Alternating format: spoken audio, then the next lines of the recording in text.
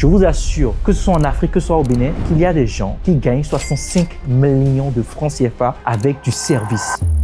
Gardez en tête que vous ne devez pas en avoir marre de faire des actions répétitives parce que c'est dans les actions répétitives que se trouve l'argent. Aujourd'hui, la monnaie pour gagner de l'argent sur Internet, c'est de pouvoir créer du contenu qui vous rapporte de l'argent. Si vous créez du contenu et qu'il y a des chances que ne serait-ce que ça touche que 5 entrepreneurs par jour, vous avez 5 chances chaque jour d'avoir des clients. Ton père a été gardien toute sa vie. Le plus gros salaire qu'il a gagné de toute sa vie, c'est 100 000. C'est ton modèle, ton père. Et tu t'imagines que lui, il ne gagne pas 100 000. Comment est-ce que toi, tu veux pouvoir t'imaginer un jour faire déjà beaucoup plus que ton père? À la limite même de dire que tu vas faire 1 million. Au fond de nous, on sait ce qui marche. Mais ce qui manque aux gens, c'est réellement faire et plus faire. N'essayez pas de ne pas faire. Ce n'est pas forcément de dire je veux attendre le bon moment, je veux faire le bon post, je veux que mon post soit parfait, je veux que ma vidéo soit parfaite. Non, faites et faites beaucoup. Les gars, j'espère que vous allez bien. Comme je disais, vous savez pourquoi est-ce que vous êtes là? Pour apprendre et surtout pour apprendre à faire de l'argent. C'est le plus important. Encore une fois, quand on veut faire un business, il ne faut pas avoir honte déjà de dire qu'on veut faire de l'argent. Je vois beaucoup de personnes dire je veux faire ci, je veux et chercher toutes les excuses possibles pour se donner bonne conscience de ah c'est pas bien de gagner de l'argent. Non, c'est bien de gagner de l'argent. Donc vous êtes ici pour gagner de l'argent. Et c'est exactement ce qu'on va faire. Ici, qui est freelance, qui est coach, qui est solopreneur, qui vend en ligne, qu'est-ce que vous faites un peu? Freelance, ok. Je commence aussi. Freelance aussi. Freelance, tout le monde est freelance. Il n'y a pas de vente en ligne, ok. Il y a des formateurs coach ici? Non, ok. Donc, en gros, tout le monde est un peu freelance, même vente en ligne, un peu freelance. En fait, le freelancing, quand on dit être freelance, généralement, c'est tu as ton propre compte. C'est ce qu'on appelle le soloprenariat, où tu es seul et tu peux générer beaucoup d'argent même sans personne, sans employé, personne. Donc, c'est un peu ça lié. Et donc, la thématique que j'ai envie qu'on développe aujourd'hui, c'est la thématique du personal brand, du personal branding et du scaling. Parce que quand on parle de personal brand, on parle de création de contenu. Aujourd'hui, la monnaie d'Internet, la monnaie pour gagner de l'argent sur Internet, c'est de pouvoir créer du contenu qui touche, du contenu qui parle, du contenu qui vous rapporte ce qu'on cherche tout simplement, du contenu qui vous rapporte de l'argent, d'accord? Et une fois que vous commencez à générer de l'argent avec ce contenu-là, vous allez chercher à aller scaler. Scaler, ça veut dire, OK, aujourd'hui, je fais 600 000, 1500 euros par mois.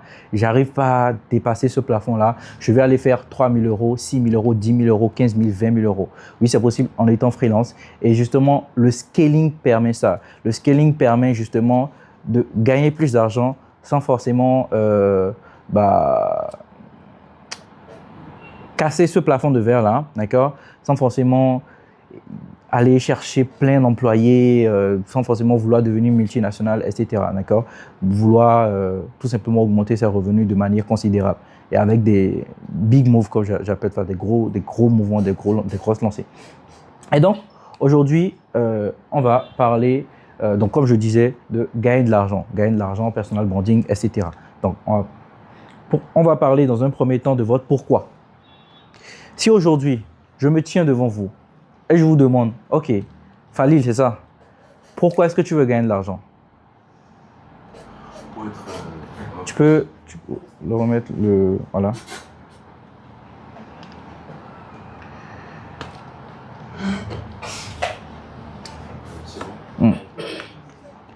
Donc moi, en fait, pourquoi je veux gagner de l'argent, c'est parce que je sais, ça pourra m'offrir la liberté que je recherche. OK. Personnel, ma stabilité, où je suis dans une zone de confort, où je peux aider mes proches, faire quelque chose d'impactant. C'est ça qui me motive. Non. Pourquoi est-ce que tu veux gagner de l'argent? Ah. Réponds-moi, pourquoi est-ce que tu veux gagner de l'argent? C'est ce que j'ai dit. Bon. Rappelle-moi ton prénom. Anthony. Ok, Durand, c'est ça. Ok. Durand, pourquoi tu veux gagner de l'argent? Je veux être libre. Je veux avoir de l'argent, acheter ce que je veux, faire ce que je veux, comme je veux, à tout moment, sans stress, sans demander le prix de quoi que ce soit. Surtout la liberté, vraiment. Déjà, là, on est un peu mieux. Mais oui, pourquoi est-ce que tu veux gagner de l'argent? Passez-lui le micro. Et moi, c'est Karim. Ok, Je veux gagner carré. de l'argent pour avoir une liberté totale, impacter mon environnement. Puisque quand tu vois derrière moi, et la famille est là, il n'y a pas l'argent donc pour subvenir un peu à leurs besoins. Ok. Et avoir la liberté d'expression, voyager, faire ce que tu veux dans la vie, librement. Ok. C'est bon. Ok. Super. Alors, le problème ici avec les réponses, c'est que lorsque je vous demande pourquoi est-ce que vous voulez gagner de l'argent, vous arrivez à le dire. Quand on vous demande votre pourquoi, le pourquoi, c'est pas juste « Ah, je veux impacter le monde. Ah, je veux voyager. Ah, je veux faire ci. » Ça, tout le monde là. Tout le monde là. Tout le monde a ce pourquoi-là. Je demande à n'importe qui, tout le monde qui ne veut pas voyager ici, qui ne veut pas aller à, je ne sais pas moi, Dubaï, qui ne veut pas faire vivre sa famille des moments incroyables. Tout le monde. Le pourquoi, c'est quelque chose de personnel. C'est quelque chose qui est ancré en vous. Et surtout, c'est quelque chose d'honteux et d'égoïste. C'est-à-dire que si aujourd'hui, vous me demandez mon pourquoi, je ne serai pas en mesure de vous le dire. Vous savez pourquoi je ne peux pas vous le dire? Parce que c'est égoïste et c'est honteux. C'est-à-dire que j'ai honte de le dire. Et c'est justement ça qui fait la puissance d'un pourquoi, d'un vrai pourquoi. Et si vous arrivez à avoir l'honnêteté qu'il faut, si vous arrivez à avoir l'honnêteté qu'il faut pour pouvoir vous dire, OK, ça c'est mon pourquoi, OK, ça c'est la réelle motivation, ça c'est le réel truc qui me pousse à aller chercher de l'argent, je vous assure que vous n'allez jamais abandonner. Parce que le business, c'est quoi? Le business, il n'y a pas un seul business que vous allez faire qui va faire un straight comme ça, c'est-à-dire qui va vous monter comme ça. C'est que des fois, vous allez commencer, vous allez monter, vous allez faire de l'argent, vous allez descendre, vous allez chuter, vous allez avoir de la dépression, on va vouloir vous envoyer en prison, il y a le fils qui va vous attaquer, bref, vous avez plein de problématiques. Et la seule chose qui va faire que vous n'allez pas abandonner, vous n'allez pas vous dire « Ok, franchement, je suis fatigué, le business ne marche pas, mais franchement, je suis fatigué, j'ai trop de problèmes. » C'est votre pourquoi profond. C'est la réelle motivation. Qu'est-ce qui vous motive réellement à aller chercher de l'argent? Et ce truc, nous sommes des hommes, nous sommes des êtres humains, d'accord? Nous avons des sentiments, nous avons des émotions. Nous sommes tous égoïstes. Et si vous êtes honnête envers vous-même, et ça c'est vraiment très important de comprendre cet aspect d'honnêteté. Si vous êtes réellement honnête envers vous-même, vous allez comprendre que ce qui vous motive réellement, ce n'est pas forcément les voyages. Ce n'est pas forcément la liasse d'argent ou je ne sais pas, les millions que vous allez vous faire. Non, en soi, ce n'est pas ça, d'accord? Ce qui va vous motiver réellement, c'est quelque chose d'égoïste. C'est quelque chose d'honteux. C'est quelque chose de... en fait, c'est tellement honteux que vous avez du mal à vous l'avouer, d'accord? À l'accepter. Donc ça, c'est le premier point. Ça, c'est le premier point. Donc, ce que je vais faire, c'est que je vais redemander à Falil et à Durant quel est votre pourquoi. Et donc, ce que je veux, puisque si vous êtes honnête envers vous-même, ce n'est pas quelque chose que vous allez vouloir le dire. C'est honteux, vous vous rappelez? C'est quelque chose de honteux. C'est quelque chose de... je donne un exemple. J'ai envie... Imaginez, je ne sais pas, il y a quelqu'un qui a son parent qui est injustement en prison, par exemple. D'accord? Vous avez envie de faire payer le commissaire.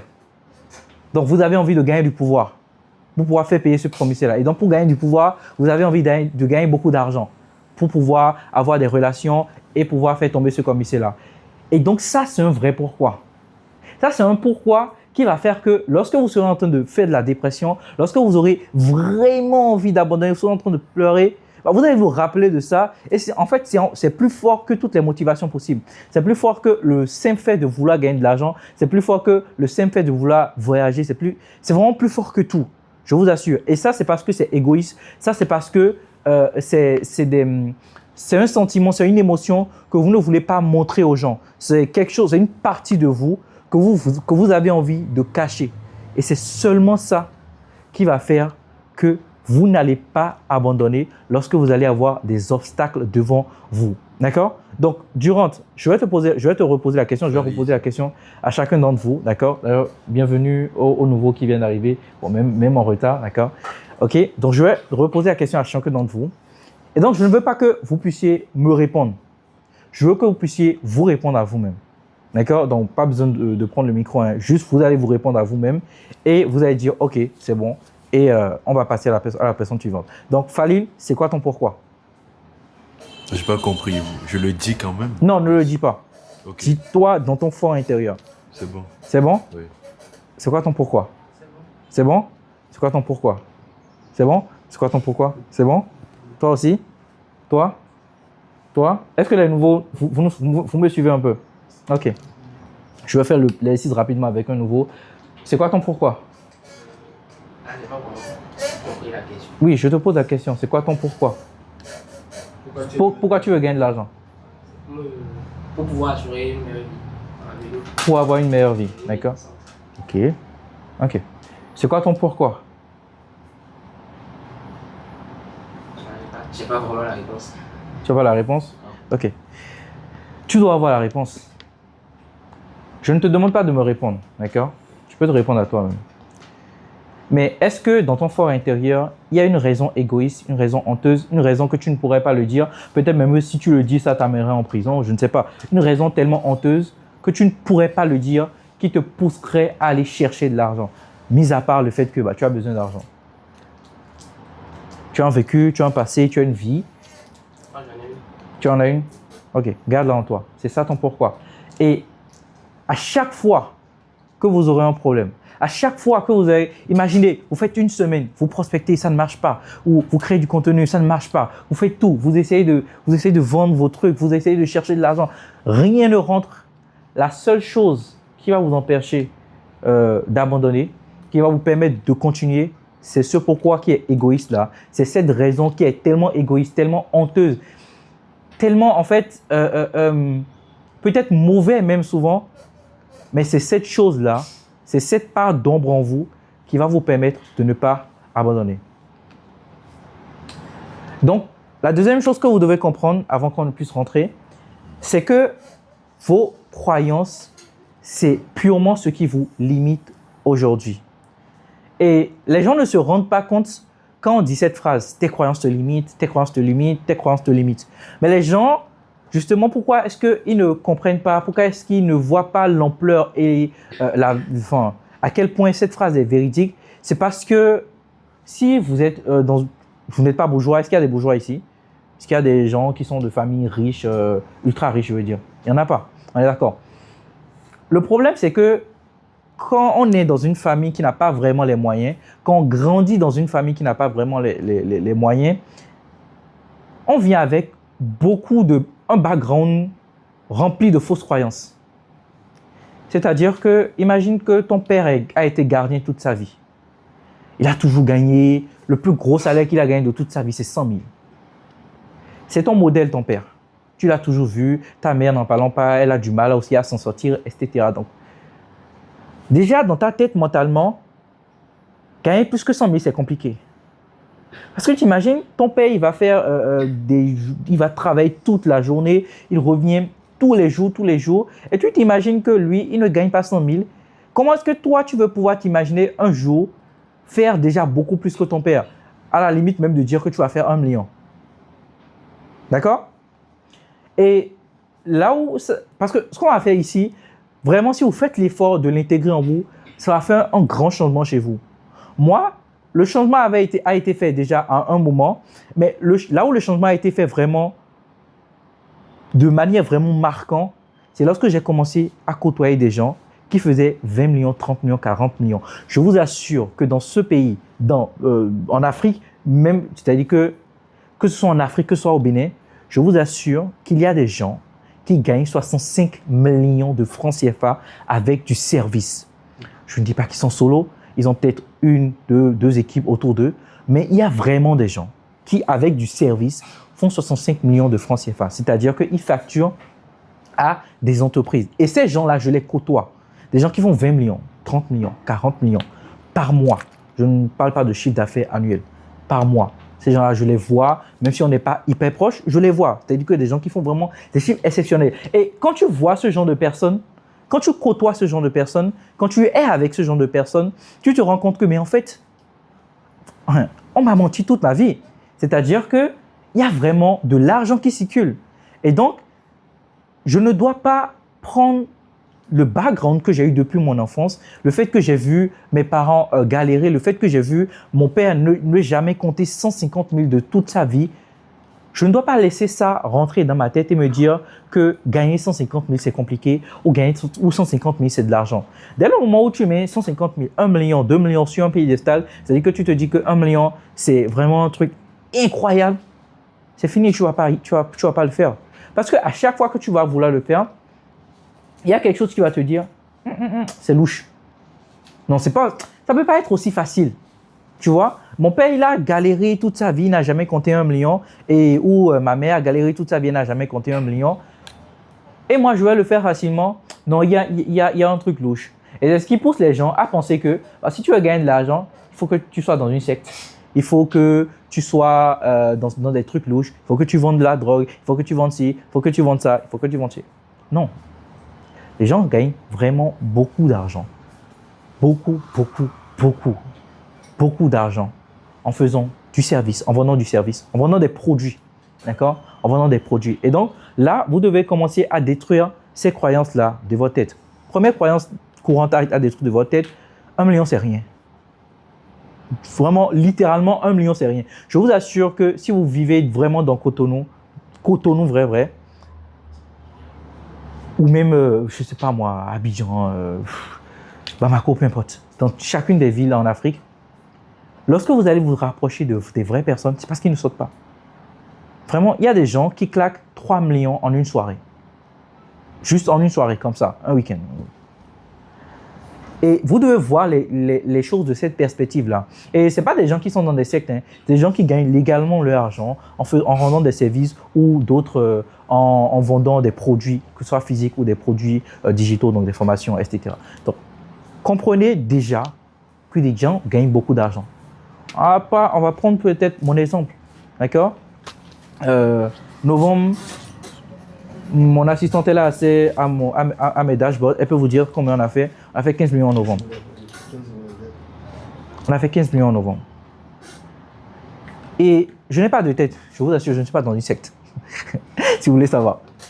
Vous savez, tout est une question de perspective, de comment est-ce que vous vous voyez, de comment est-ce que, sur quel piédestal vous vous mettez. Si vous vous voyez comme un enfant de pauvre, vous allez rester un enfant de pauvre toute votre vie. Si vous vous voyez comme quelqu'un qui se dit, OK, mes parents étaient pauvres, mais en fait, c'est à moi de casser cette barrière-là. Les amis, je peux vous assurer que quand on parle par exemple de... Qui veut faire 6 millions ici? 10 000 euros. Qui a envie de faire 10 000 euros d'ici 4 mois, 5 mois? Je pense que tout le monde, on est d'accord. OK. Est-ce que vous savez que c'est une personne sur 10 000 qui gagne 10 000 euros? Ou une personne sur 15 000 qui gagne 10 000 euros? OK. Maintenant, vous avez l'information. Donc, vous devez rentrer dans cette perspective-là. La perspective de, si je dois être parmi 10 000 personnes, et si parmi 10 000 personnes, on doit bet, c'est-à-dire qu'on doit miser sur une personne, on doit dire que cette personne, c'est lui qui va gagner 10 000 euros, de vous dire, ce sera moi. Et il y a une anecdote que j'adore raconter. J'étais dans un vol, je devais aller aux Seychelles. Et dans ce vol-là, je me suis fait, parce que voilà, je lisais un peu les informations sur Internet, j'avais pris Ethiopian Airlines. Ceux qui savent, ceux qui prennent des vols, c'est une des compagnies qui fait le plus d'accidents en Afrique. Et donc, j'étais tombé sur l'information. J'avais déjà pris mon billet, j'étais dans l'avion. Donc, j'étais avec mon frère. Et il m'a montré l'information. Je me suis dit, ah ouais, ok, c'est chaud. Donc, comme ça, tu commences à transpirer. Mais en fait, le truc, c'est quoi? Quand j'étais dans l'avion, je me suis dit, si cet avion crash, et qu'il y a une seule personne qui survit, ce sera moi. Si cet avion-là crash aujourd'hui et qu'il y a une seule personne, qui survit, ce sera moi. Et d'autres peuvent dire, ok, c'est égoïste. Franchement, tu te prends, hein, sur quoi tu te bases pour dire ça? Je ne me base sur rien. Juste que j'ai une confiance en moi tellement élevée, tellement forte, qu'en fait, si on me dit, il y a 1 million de personnes là. Il y a une seule personne qui va devenir milliardaire parmi ces 1 million de personnes là. Je serai tellement convaincu que c'est moi. Vraiment, c'est même pas égoïste, c'est que je serais convaincu que c'est moi. Je serais convaincu que parmi ces 1 million de personnes-là, c'est moi qui serai milliardaire. S'il y en a un seul qui doit être milliardaire, c'est que ce sera moi. Qui sait pourquoi est-ce que je me dis ça? Et pourquoi est-ce que j'en suis convaincu? Quelqu'un a une idée? Non? Ok. En fait, lorsque tu te donnes un niveau d'exigence fort, lorsque tu travailles toutes les nuits, lorsque tu fais toutes les nuits blanches, lorsque tu as traversé des situations qui auraient fait cracher 90-99% des gens et que tu as continué à faire ton business, franchement, tu te dis, mais en fait, si je ne suis pas cette personne qui sera milliardaire parmi ces 1 million de personnes-là, c'est que la vie est injuste, c'est qu'il y a un truc qui ne va pas parce que littéralement, je travaille visiblement plus que 90% des gens, 99% des gens. Et donc, s'il y a une personne qui doit gagner plus d'argent que 99% des gens, ce sera moi. Donc, la perspective à garder, c'est que, vu que vous savez que s'il y a une personne sur 10 000 personnes qui gagneront 6 millions par mois, vous savez que vous devez travailler plus que 9 999 personnes. Donc, tu peux le couper, il n'y a pas de souci. Donc, vous devez savoir que vous devez être en avance sur 9 999 personnes. Et être en avance sur 9 999 personnes, ce n'est pas dire « je vais travailler 2 heures par jour ». Oui, tu peux travailler 2 heures par jour, 1 heure par jour, tu auras quand même du résultat. Mais si tu veux avoir plus de résultats que tout le monde, tu dois être prêt à travailler plus que tout le monde. On est d'accord? Très bien. Bon. 2 clés à garder en tête définitivement pour la suite de ce que je vais vous dire. La première clé, là on est en train de rentrer dans la partie technique, d'accord? Parce que bien évidemment pour gagner de l'argent, il y a votre mindset parce que c'est vous qui allez chercher l'argent, c'est vous qui allez vous préparer mentalement, c'est pas n'importe qui ne devient pas, ne gagne pas 1 million, 2 millions, 3 millions par mois. Non, c'est faux, sinon tout le monde gagnerait. Non. Il faut savoir que, c'est pour ça que je dis souvent, quand vous achetez un programme, une formation, je vois des gens qui achètent, qui sont dans l'école des freelances ici. Il y a des gens qui sont dans l'incubateur. Ok. Il y a des gens qui achètent l'incubateur, qui viennent me dire, ah coach, je suis rentré dans le programme, ça fait 2 semaines, ça fait 3 semaines, j'ai pas eu de résultat, j'ai pas eu de client. Ok. Je leur pose juste 2 questions. La première question, est-ce que tu as suivi et appliqué le programme? Oui, j'ai suivi 2 modules, je n'ai pas encore appliqué, mais ok. Deuxième question, est-ce que tu as vu telle personne avoir du résultat cette personne a eu les mêmes informations que toi parce qu'elle est dans le même programme que toi, elle fait les mêmes coachings que toi avec Toby et le coach Mohamed, elle fait exactement les mêmes coachings que toi, mais cette personne a du résultat et toi, tu n'as pas de résultat. Oui, coach, essaye de comprendre. Et donc là, je vais comprendre à cette personne que il y a l'information que vous recevez, que vous n'avez pas, bien évidemment. Sans information, il y a une journaliste célèbre ici qui dit qu'il y a l'information et le pouvoir. Sans information, vous ne pouvez pas faire grand-chose. On est d'accord. Mais lorsque vous avez l'information, lorsque vous détenez cette information, ça ne suffit pas. Il faut l'action. Il faut mettre en action les informations que vous avez apprises. Tant que vous ne mettez pas en action ces informations-là, ça ne va servir à rien. Lorsque vous regardez passivement des vidéos de formation ou que vous êtes là juste, ok, je regarde, je n'applique rien et puis j'attends comme pas magie. Comme pas magie. Est-ce que l'argent il va tomber comme ça? Non, l'argent il tombe pas comme ça. Donc, comprendre que déjà, ce genre de personnes ont très souvent un problème d'état d'esprit.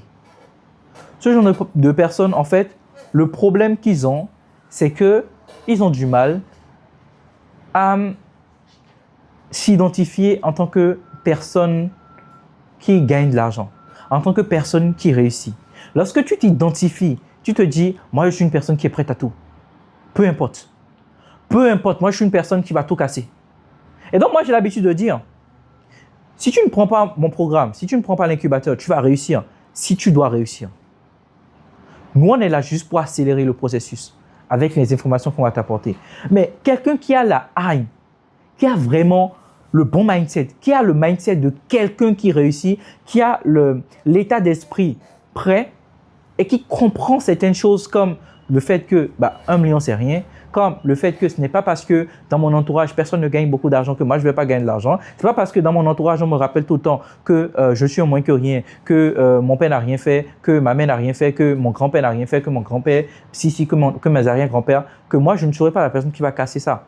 Que je ne serai pas la personne qui va prendre du pouvoir, que je ne serai pas la personne qui va faire ci, qui va faire ça, qui va faire ci. D'accord? Lorsque vous êtes dans un entourage avec des amis qui visiblement ne font rien dans leur vie, vous n'avez pas en fait l'ouverture d'esprit de vous dire « Ah, il y a plus ça à aller chercher ». Si vous êtes entouré de personnes qui font 100 000, vous serez plafonné à 100 000. Si vous êtes entouré de personnes qui font 1 million, vous serez plafonné à 1 million. Si vous êtes entouré de personnes qui font 65 millions, vous serez plafonné à 65 millions. Je vous assure que c'est possible. Et donc, vous devez comprendre que s'il y a à changer votre entourage, même si ça fait mal, même si c'est douloureux de se séparer de ses amis, lorsque vous avez, encore une fois, l'honnêteté, on revient sur ça, on avait besoin d'honnêteté pour trouver notre pourquoi, et l'honnêteté rentre encore ici. C'est-à-dire que l'honnêteté de vous dire, ok, ces personnes-là, ce n'est pas forcément les personnes dont j'ai besoin, ce n'est pas forcément les personnes qui vont me pousser vers le haut. Ils pensent aux filles, ils pensent à la bière, ils pensent à se trimballer dans ci, dans ça, dans ci, dans ça. Je dois sortir de ça. Je dois aller chercher de nouveaux horizons, quitte à rester seul. Je suis resté sans amis pendant 2 années de ma vie, avant de rencontrer encore mon cercle fermé de personnes que vous connaissez, que je côtoie très souvent, Ryan, Divin, etc.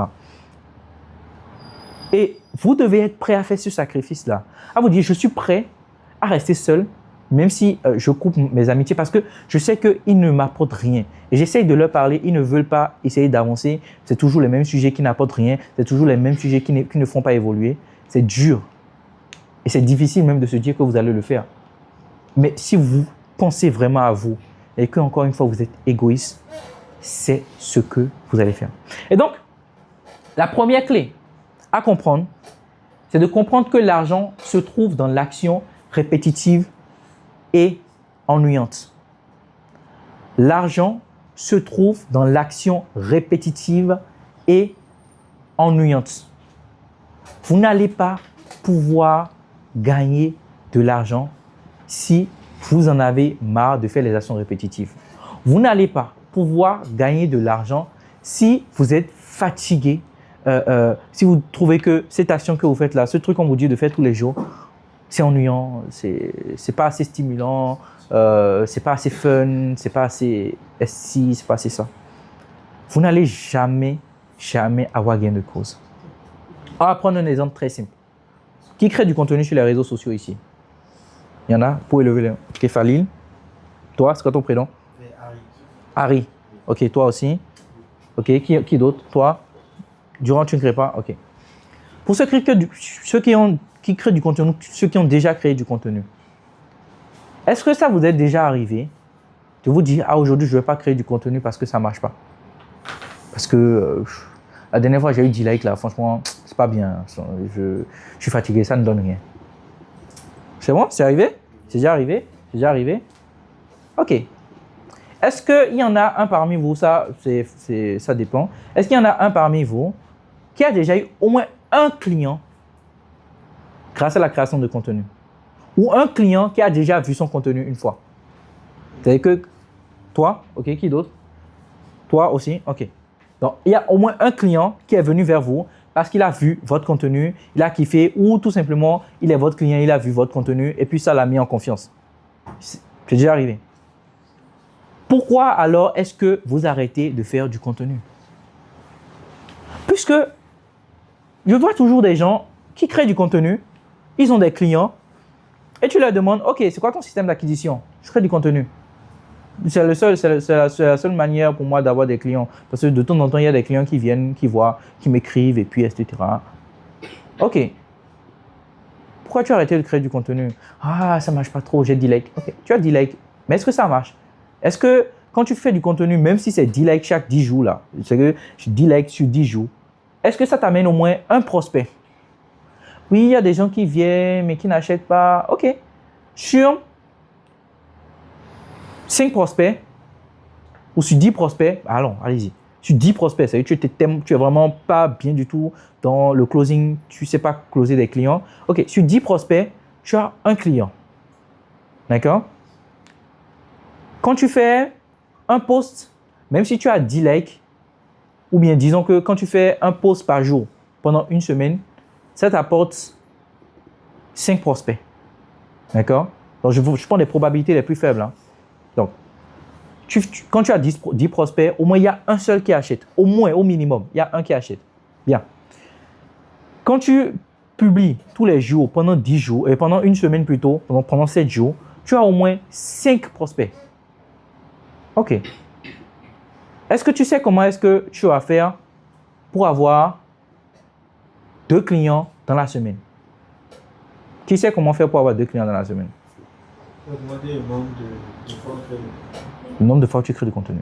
Si tu crées du contenu une fois par jour, pendant 7 jours, et que ça t'apporte ça t'apporte 5 prospects, tu crées un contenu par jour pendant 7 jours.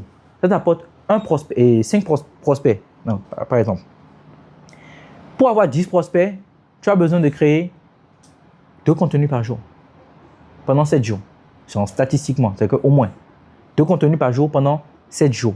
Tu sais que tu as 10 prospects, donc tu as un client. Tu vas avoir 2 clients.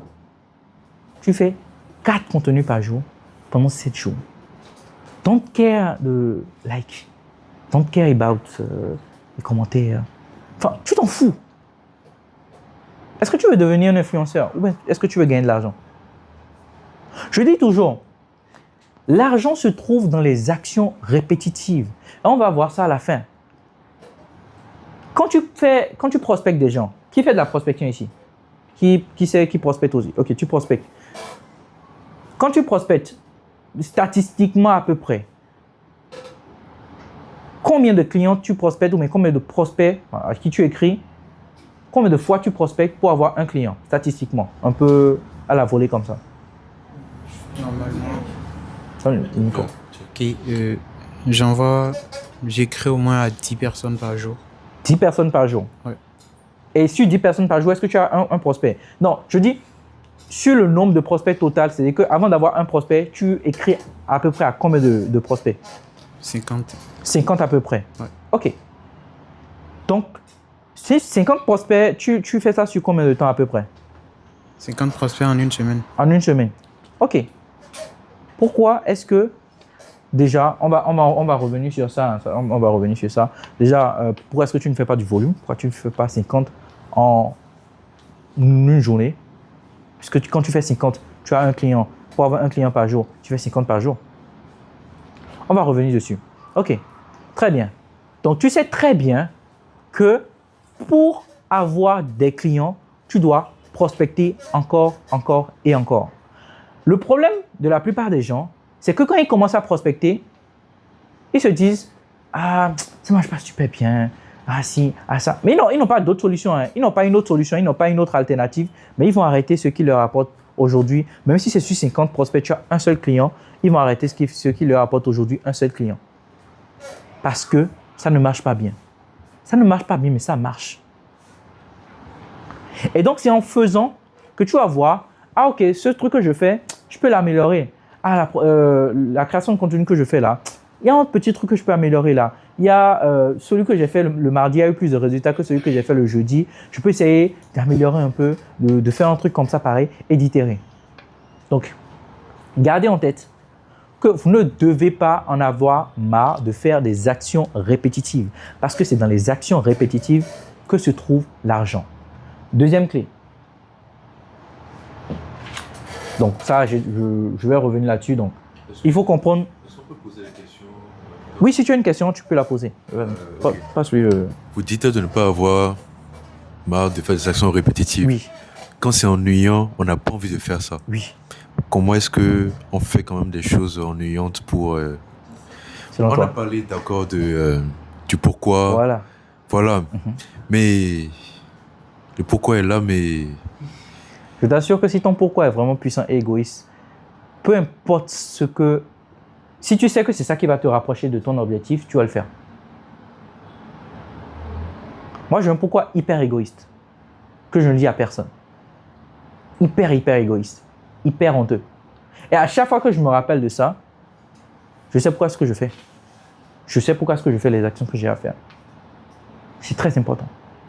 Très important. Maintenant, on revient aussi à une question d'état d'esprit. Parce que, ok, aujourd'hui, tu fais ça, tu fais les actions répétitives. Ça ne marche pas comme tu veux. Mais ça marche quand même. Même si c'est sur 2 semaines que tu as du résultat, ça marche quand même. Pourquoi est-ce que tu arrêtes de faire ça au lieu de te dire, il y a moyen de continuer et d'itérer afin de faire en sorte que ça marche plus? Au lieu de te dire, j'arrête de créer du contenu, non, je vais créer du contenu, mais je vais essayer à chaque fois d'être meilleur. Au lieu de te dire, j'arrête de faire de la prospection, non, je vais faire de la prospection, mais je vais essayer à chaque fois d'être meilleur. Au lieu de te dire, j'arrête de faire de la publicité. Non, je continue de faire de la publicité, seulement qu'à chaque fois, je vais essayer de faire des meilleures créatives, d'être meilleur. Mais je n'arrête pas ce que je fais qui me rapporte même de petits résultats. Parce que c'est ce qui te rapporte de petits résultats en optimisant, en itérant, en l'améliorant, qui va te rapporter de gros résultats. Parce que si ça rapporte 1, ça peut en rapporter 10. Ça te rapporte 1 million, ça peut te rapporter 10 millions. C'est le même système d'acquisition que j'ai dans mon agence et dans mes 2 agences, donc agence de funnel building, donc on accompagne des infopreneurs, et mon agence d'école des freelances. C'est le même système qu'on a utilisé depuis le début de l'année. Et c'est ce même système qu'on a utilisé en décembre, donc le premier qu'on a fait. La première fois qu'on l'a fait, on l'a fait en décembre. On avait fait 800 000 à peu près. En janvier, on a fait 1 million. Et c'est ce même-là qui nous a amené à 15 millions le mois passé.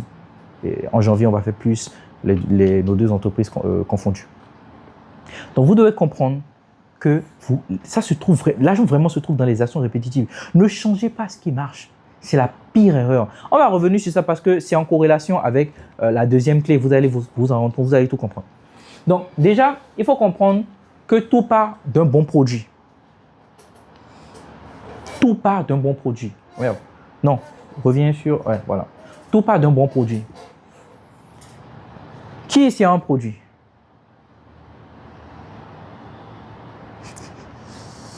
C'est drôle. Voilà. Vous avez tous un produit. Et si vous n'avez pas de produit, vous êtes le produit.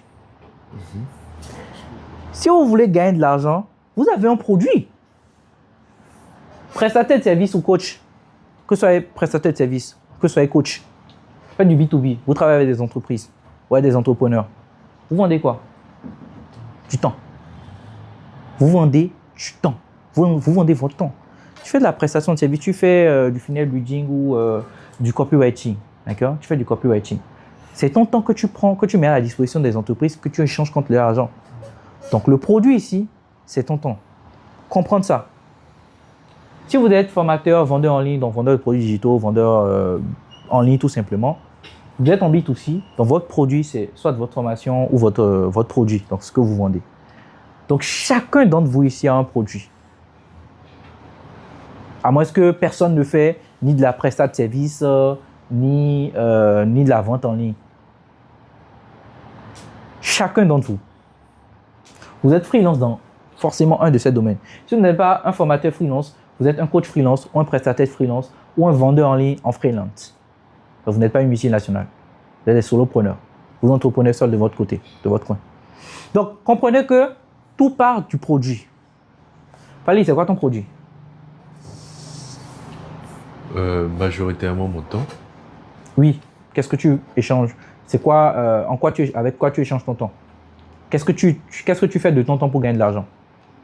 Je travaille pour des gens qui me sollicitent pour des travaux graphiques. Ok, donc tu es designer graphique. Oui. Design graphique, ok. C'est quoi ton prénom déjà? Harry. Harry, ok. Harry? Moi je suis sur WordPress quoi. WordPress, ok. Durant? Tu viens de commencer, ok. Je vais passer à elle, oui. Étudiante, ok. Et toi? Tout ce qui est gadget Remets-lui le micro. électronique. Moi mon produit c'est tout ce qui est gadget électronique. Donc tu es vendeur en ligne. Exactement. Donc, tout ce temps que vous êtes, vous avez un produit. D'accord? Et quand on vous demande, parce que quand vous êtes dans dans un état d'esprit d'entrepreneur, vous devez parler avec des thèmes d'entrepreneur. Et lorsque vous parlez avec des thèmes d'entrepreneur, vous scalez votre état d'esprit. Vous faites monter votre état d'esprit d'un niveau. Donc, comprenez que vous avez un produit. Et lorsque vous avez un produit, l'idée, c'est que tout part de ce produit-là. Un bon produit vous ramènera tellement d'argent. Et quand je dis un bon produit, c'est que tu es, par exemple, designer graphique, par exemple, tu dois être bon dans ce que tu fais. Même si tu ne l'es pas à l'instant T, tu dois avoir en tête que tu ne vas pas rester au même niveau.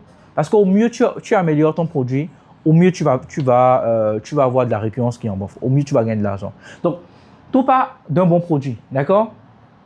Et tout le monde a au moins un produit. Donc, quand vous comprenez ça, j'ai envie que vous puissiez comprendre c'est quoi la personal brand. C'est quoi avoir un personal branding? Qui a une réponse? Quelqu'un a une réponse ici?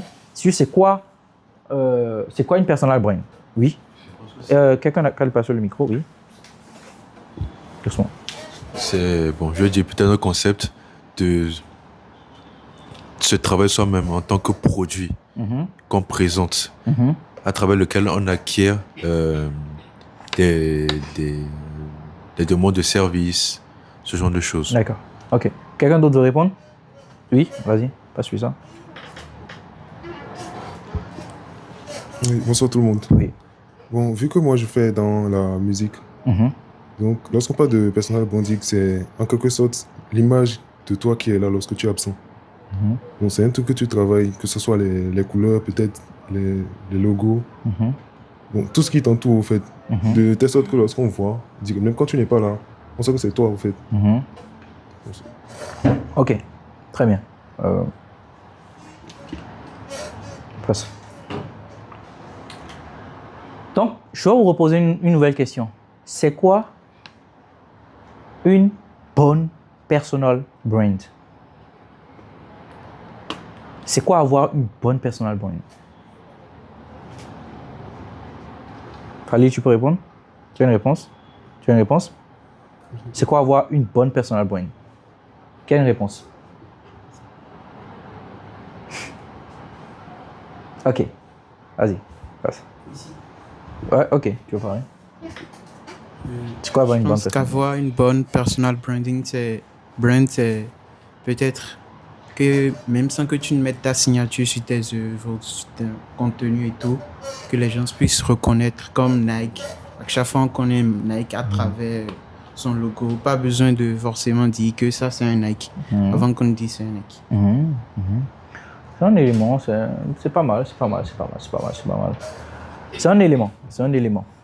Alors, moi je vais plutôt vous expliquer, parce qu'en réalité la personal brand on s'en fout. Une personal brand s'en fout. Qui veut être influenceur? Qui veut être influenceur ici? Tu veux être influenceur? Ok, d'accord. Ça, c'est un autre truc là. Mais il faut savoir que influenceur et gagner de l'argent, c'est pas parallèle. D'accord? Tu veux plus être influenceur ou bien tu veux plus gagner de l'argent? Tu veux plus gagner de l'argent. On va se concentrer sur ça. D'accord? Donc, je vais vous expliquer ici ce qu'implique la personal brand d'un freelance ou d'un solopreneur. Ne vous y méprenez pas. Toutes les personal brands ne sont pas pareilles. Vous n'allez pas tous devenir le papa des freelances. Vous n'allez pas tous devenir... qui connaît Divin ici? Divin, c'est ton Dieu. Vous n'allez pas tous devenir Divin, c'est ton Dieu. Vous n'allez pas tous devenir Benny Torso. Vous n'allez pas tous devenir Wilson. Vous n'allez pas tous devenir Junior Natabou. Non. Ou vous n'allez pas tous devenir un Yomi Denzel ou un Cristiano ou un si ou un ça ou un Nike. Non. Ici, ce que vous allez chercher en tant que solopreneur, c'est une personal brand forcément, un culte de la personnalité. Mais ce qui va différencier ici, c'est que vous n'allez pas aller chercher le mainstream. Sur Facebook, ça me fait rire souvent quand je vois certains freelance, designers, funnel builder, peu importe, etc. Faire du contenu tout le temps dans la blague. Tout le temps, c'est de l'amusement. Tout le temps, c'est des blagues vulgaires, etc. Ou, si ce n'est pas des blagues, c'est du contenu pour plaire. Mais pour plaire à leurs collègues. Mais il y a un hic. Quand tu es graphic designer, par exemple, et que tu fais un post pour dire, il y a un même célèbre qui passe là, CTRL-V, CTRL-C, s'il n'y avait pas ça sur les ordinateurs, les graphic designers seraient foutus. On rigole. Mais je vais rigoler uniquement si je suis graphic designer. Je vais rigoler uniquement si je suis graphic designer. Je ne suis pas graphic designer, je suis un entrepreneur, je ne connais rien à tout ça, je vois ça, je passe. Je vais dire, ah, ça c'est pour le graphic designer. Et je t'oublie, je garde même pas ton nom. Donc, ça c'est l'erreur que la plupart des freelances font. Final, tu es final builder, tu es copywriter, tu es... Peu importe. Au lieu de te concentrer sur ta cible, au lieu de te concentrer sur ton avatar client, tu vas te concentrer sur faire rire tes collègues. Sur avoir de la fame autour de tes collègues. Oui, ça fait plaisir. Tu as plusieurs likes, tu te retrouves avec une audience tu as 200 amis peut-être sur Facebook avec 150 amis qui sont tes collègues, qui sont tes concurrents. Parce que ne vous méprenez pas. Ce sont tes concurrents. Avant même d'être tes amis, avant même d'être tes collègues, etc. Ce sont tes concurrents, c'est des gens qui vont prendre des gens qui auraient pu travailler avec toi. Donc, au lieu de te concentrer sur ta cible, tu vas te concentrer sur des gens qui font la même chose que toi. Parce que si tu fais rire que des gens comme ça, ou si tu fais des publications ou du contenu qui ne parle qu'à ces personnes-là, tu ne vas attirer que ces personnes-là. Donc, une bonne personal brand d'un freelance ou d'un solopreneur, donc d'un entrepreneur qui est seul, c'est une personal brand qui parle à ses clients et à personne d'autre. Je préfère avoir un post qui fait 2 likes. Mais ces 2 likes-là, c'est 2 entrepreneurs qui auraient besoin de mon service, qu'un post qui fait 100 likes. Et ces 100 likes-là, c'est que des collègues à moi, que des gens qui font la même chose que moi. Et ça, je le vois beaucoup chez les graphistes, chez les funnel builders, chez beaucoup de freelance même. Tu vas avoir 100 likes, 600 likes. Et tu te rends compte que la grande majorité, c'est que des gens qui font la même chose que toi. Qui rigolent dans les commentaires, ah oui, trop drôle, ah, oui, ok. Mais ça rapporte pas business. Ça rapporte pas du cash, ça rapporte pas de l'argent. Ce que tu recherches, c'est de l'argent. Et donc, si moi, j'ai 2 entrepreneurs qui ont besoin, je sais pas moi, je prends toujours l'exemple de graphic designer, qui ont besoin d'une charte ou qui sont 2 entrepreneurs, même rien que 2 entrepreneurs, je préfère avoir ça que 100 personnes qui ne vont jamais acheter chez moi. Parce que parmi ces 2 personnes-là, s'ils ont liké, c'est qu'ils ont vu ton contenu, qu'ils ont approuvé, qu'ils se sont retrouvés dedans. Même s'ils ne sont pas graphic designers. Ils se sont retrouvés dans ton post et ils se sont dit, ah oui, il fait quoi? Il est graphic designer. Ah mais il comprend très bien mes problématiques. Il comprend très bien ce que je vis tous les jours. Ça veut dire que si j'ai besoin d'un graphic designer, je dois faire appel à lui. Je dois absolument faire appel à lui parce que il n'est pas seulement un graphic designer. Il comprend mes besoins profonds. Il sait pourquoi est-ce que j'ai besoin d'un logo. Il sait réellement pourquoi est-ce que j'ai besoin d'un logo. Il sait réellement pourquoi est-ce que j'ai besoin d'un tunnel de vente. Donc, si tu es funnel builder ou copywriter, ne parle pas de copywriting. Parle de comment le copywriting peut faire rapporter de l'argent. Parle de comment le copywriting, parle de comment un bon copywriting va améliorer les ventes des entrepreneurs. Parle de comment un bon copywriting peut sauver un entrepreneur de la faillite. Tu es graphic designer. Parle de comment un bon logo, une bonne charte graphique peut changer l'identité d'une marque et en changeant l'identité d'une marque peut leur permettre de toucher une nouvelle audience. Parle de ça. Parle de plein de trucs qui ont rapport avec des entrepreneurs, qui ont rapport avec ta cible. Et ils vont comprendre que non seulement il maîtrise ce qu'il fait, mais il maîtrise le domaine dans son entièreté. Donc, je peux venir vers lui passer commande chez lui et le laisser. Il va gérer. Parce qu'il m'a l'air professionnel. Il m'a l'air de connaître vraiment mes besoins. Il a l'air d'en savoir un peu plus que les autres graphistes qui ne font que parler de graphisme. Moi, je ne comprends rien à ce qu'ils disent. C'est un entrepreneur qui veut qui veut travailler avec toi. Il s'en fout et si toi, tu connais Photoshop. Non, lui, il veut une charte graphique. Lui, il veut une charte graphique pour son entreprise, dans son domaine. Donc, si tu lui montres que tu es la personne qui comprend le mieux son domaine, c'est fini. Moi, en tant qu'entrepreneur, je préférais travailler avec un graphic designer qui me montre qu'il a déjà travaillé, par exemple, avec des formateurs, avec des ci, avec des ça, et qui me montre qu'il comprend les besoins, il comprend pourquoi est-ce que j'ai besoin d'une affiche, pourquoi est-ce que j'ai besoin d'une charte graphique, en quoi est-ce que ça va m'aider, en quoi est-ce que ça va changer ce que je fais, en quoi est-ce que ça va me rapporter de l'argent.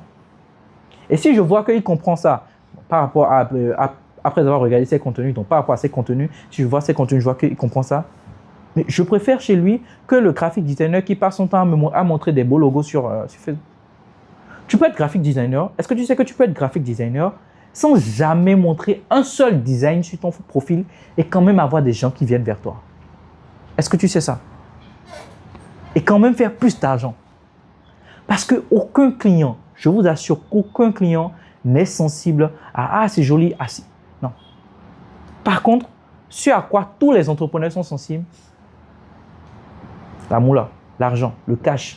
Et si tu es un freelance, que tu es en mesure de prouver dans tes contenus que ta cible va gagner de l'argent avec ce que tu veux, soit gagner de l'argent, soit gagner plus de temps. Parce que forcément, toutes les compétences ne rapportent pas directement de l'argent à l'entrepreneur.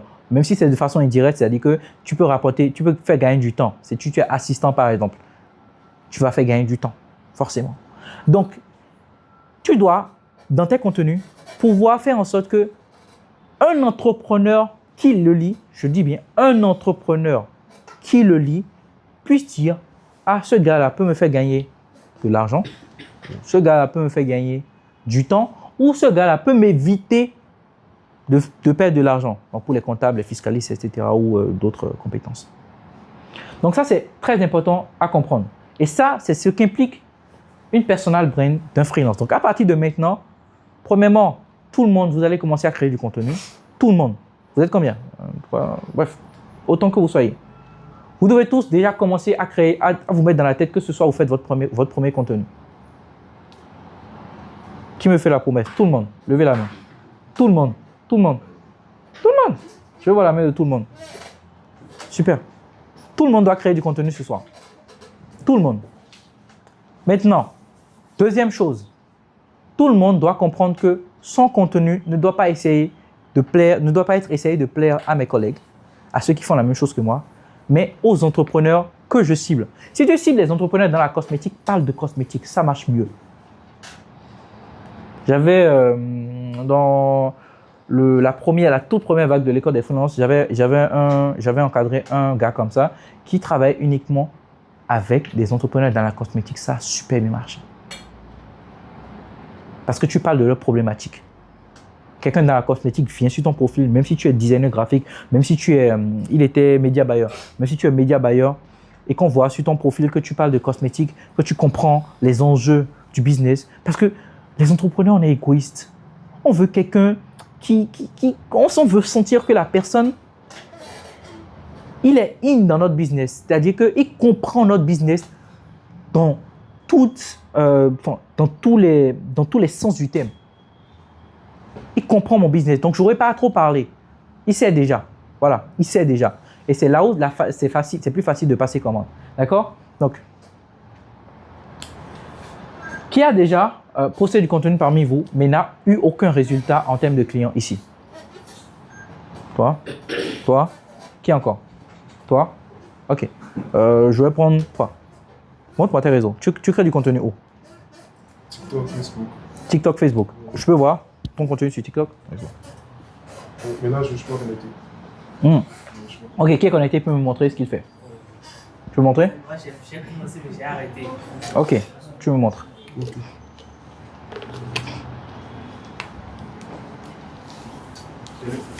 C'est bon? Ok, je peux prendre d'abord. Est-ce que c'est possible de Ok, bouger sur TikTok. pour permettre à quelqu'un de s'asseoir? Ok, donc tu crées du contenu.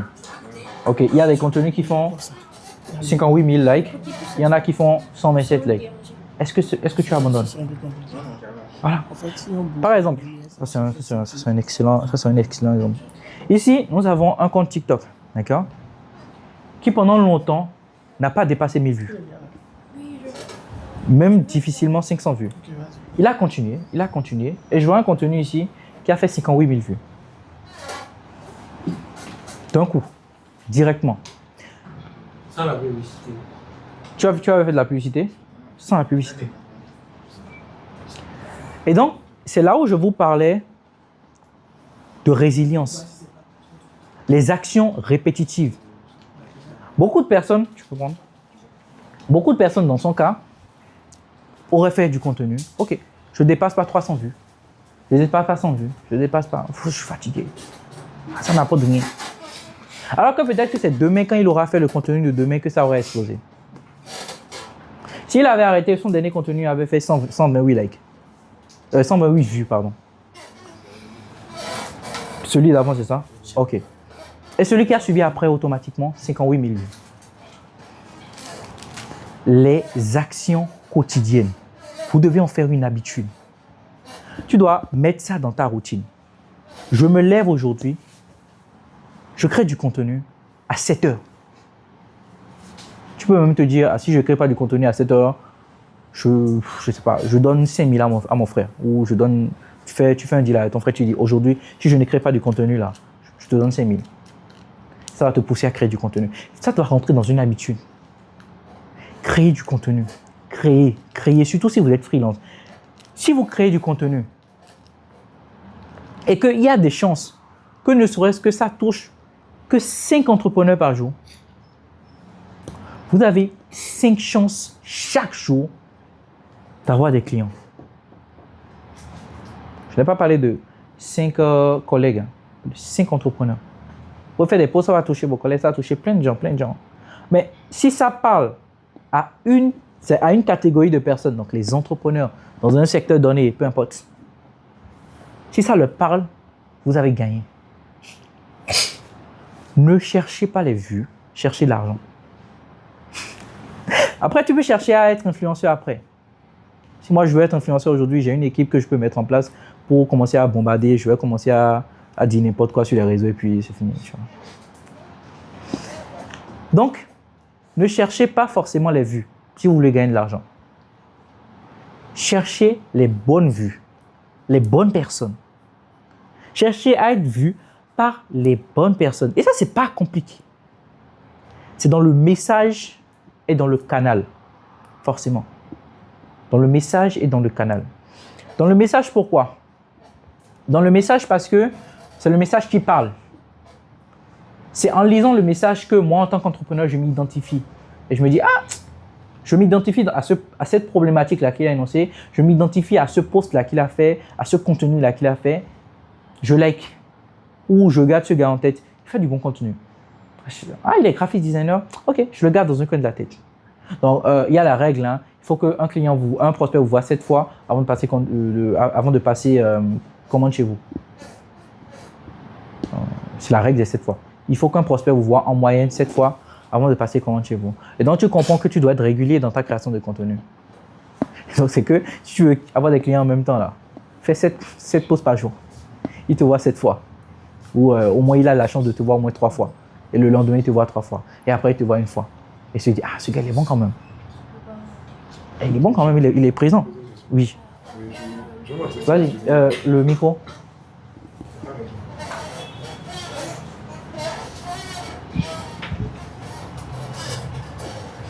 Oui. En fait, je voulais m'adresser à celui qui avait remis son téléphone. Oui, bien sûr. Voilà. Donc, qu'est-ce qu'il crée comme contenu? J'aimerais bien savoir quoi. Un exemple, ce que tu crées comme contenu. Contenu vidéo, c'est ça? Oui. Ok. Vas-y, tu peux le parler. Vas-y.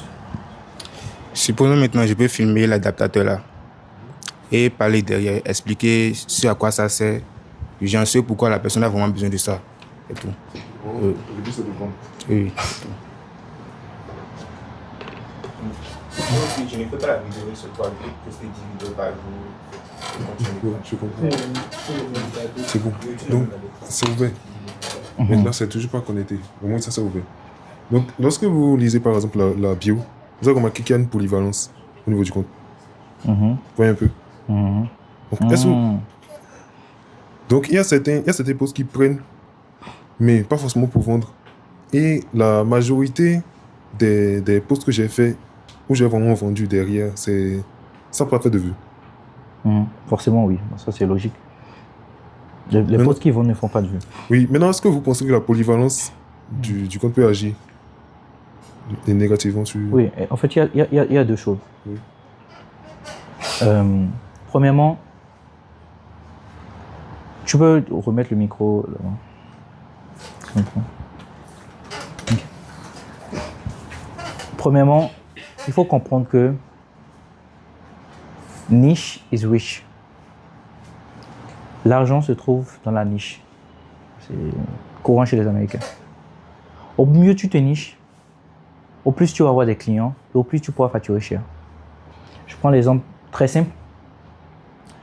Quelqu'un de riche, quand il va vouloir soigner ses problèmes de dents, il va aller chez un médecin généraliste ou est-ce qu'il va aller chez un dentiste spécialisé? Chez un dentiste. Parce qu'il sait que le dentiste est spécialisé dans cette problématique-là exactement. Et c'est ce qui va bloquer tes ventes. Parce qu'on ne te met pas dans une case. Moi, aujourd'hui, tout le monde me met dans la case du papa des freelances. Donc, freelance. Un switch serait compliqué. Moi, je n'ai pas envie de faire un switch. Et c'est ce qui, en fait, me permet d'avoir une personal brain qui me permet de pouvoir faire des ventes, de pouvoir avoir des clients parce que, en fait, je recommande aussi parce que les gens me font confiance. Les clients, les entreprises viennent vers moi et me font confiance et me disent « Ah, est-ce que tu as un funnel builder pour moi? Est-ce que tu as ci ?»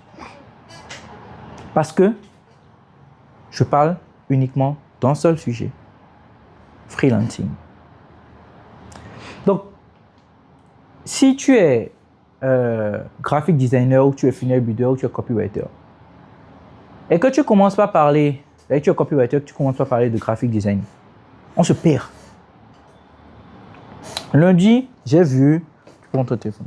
Lundi, j'ai vu un post de toi qui parle de copywriting. Je me suis dit, ah, c'est super ça. J'aime beaucoup. Et demain, tu me poses un truc en rapport avec le design graphique. C'est la même personne? Oui, c'est la même personne. Et pas de design graphique. Et le soir, tu me parles de funnel building. Qu'est-ce qu'il fait exactement? Bon. L'esprit ne garde pas ce qui est flou. Quand c'est trop flou, l'esprit évapore de la tête. C'est-à-dire que j'arrive pas à te mettre dans une case. J'arrive pas à te cerner. J'arrive pas à me dire, ah, tu fais ci. Donc, tu ne vas jamais devenir une référence. Tu vas peut-être aller gratter des clients, à essayer d'expliquer ce que tu fais, mais tu ne vas jamais sur le long terme devenir une référence. Et donc, il y a deux problèmes à ça. À un moment donné, toi-même, tu vas t'embrouiller. Tu vois, tu vas t'embrouiller, tu vas te remettre en question. Oh, mais je ne sais plus ce que je veux faire, je ne sais plus ce que je fais, je ne sais plus. Et tu vas commencer à te poser des questions, ça va te ralentir. Et deuxièmement, tu ne pourras jamais, au grand jamais, augmenter tes prix. Jamais. Tu n'as pas la légitimité d'augmenter tes prix parce que ce qui fait que tu augmentes tes prix, c'est que tu es dans le même domaine pendant longtemps. Et tu parles d'une thématique tous les jours. Et tu incrustes dans la tête des gens que tu es un expert dans cette thématique-là. Et qu'à part toi, il n'y a personne d'autre. Qui connaît celui qui m'aide, Loka? Qui le connaît ici? Ok. Si Loka commence à parler de funnel building, tu penses qu'il y a des gens qui vont venir vers lui? On va s'embrouiller. On va se dire, pourquoi il a changé? Pourquoi il change? Qu'est-ce qu'il fait? Je ne comprends pas. Il a laissé le design graphique. Donc, tu dois commencer à rester dans la tête de tes clients. Et pour rester dans la tête de tes clients, tu dois lancer le même message tous les jours. Ils doivent voir la même chose. Quand je dis la même chose, ce n'est pas que ça va être le même contenu, mais le même message. C'est-à-dire qu'on doit voir dans tes contenus que tu es un graphic designer qui parle aux entrepreneurs ou qui parle aux entreprises. Ou on doit voir que tu es un copywriter qui parle aux entreprises. Ou on doit voir que tu fais dans quel domaine? Ok, j'ai vu vidéaste. Ok, on doit voir que tu es un vidéaste qui parle aux youtubeurs ou aux créateurs de contenu. Donc tu parles des problématiques des créateurs de contenu, oui. Parfois, il y a des thématiques. Passez-lui le micro. Parfois, je pense, moi j'étais dans le transit et j'ai commencé par poster. Mais à des moments donnés, il n'y a plus vraiment de sujet pour continuer à faire du contenu.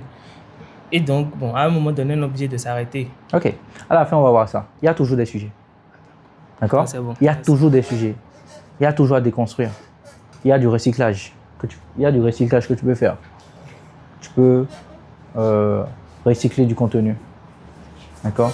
Recycler du contenu. Ou, en fait, tu ne peux jamais manquer de sujet à proprement parler.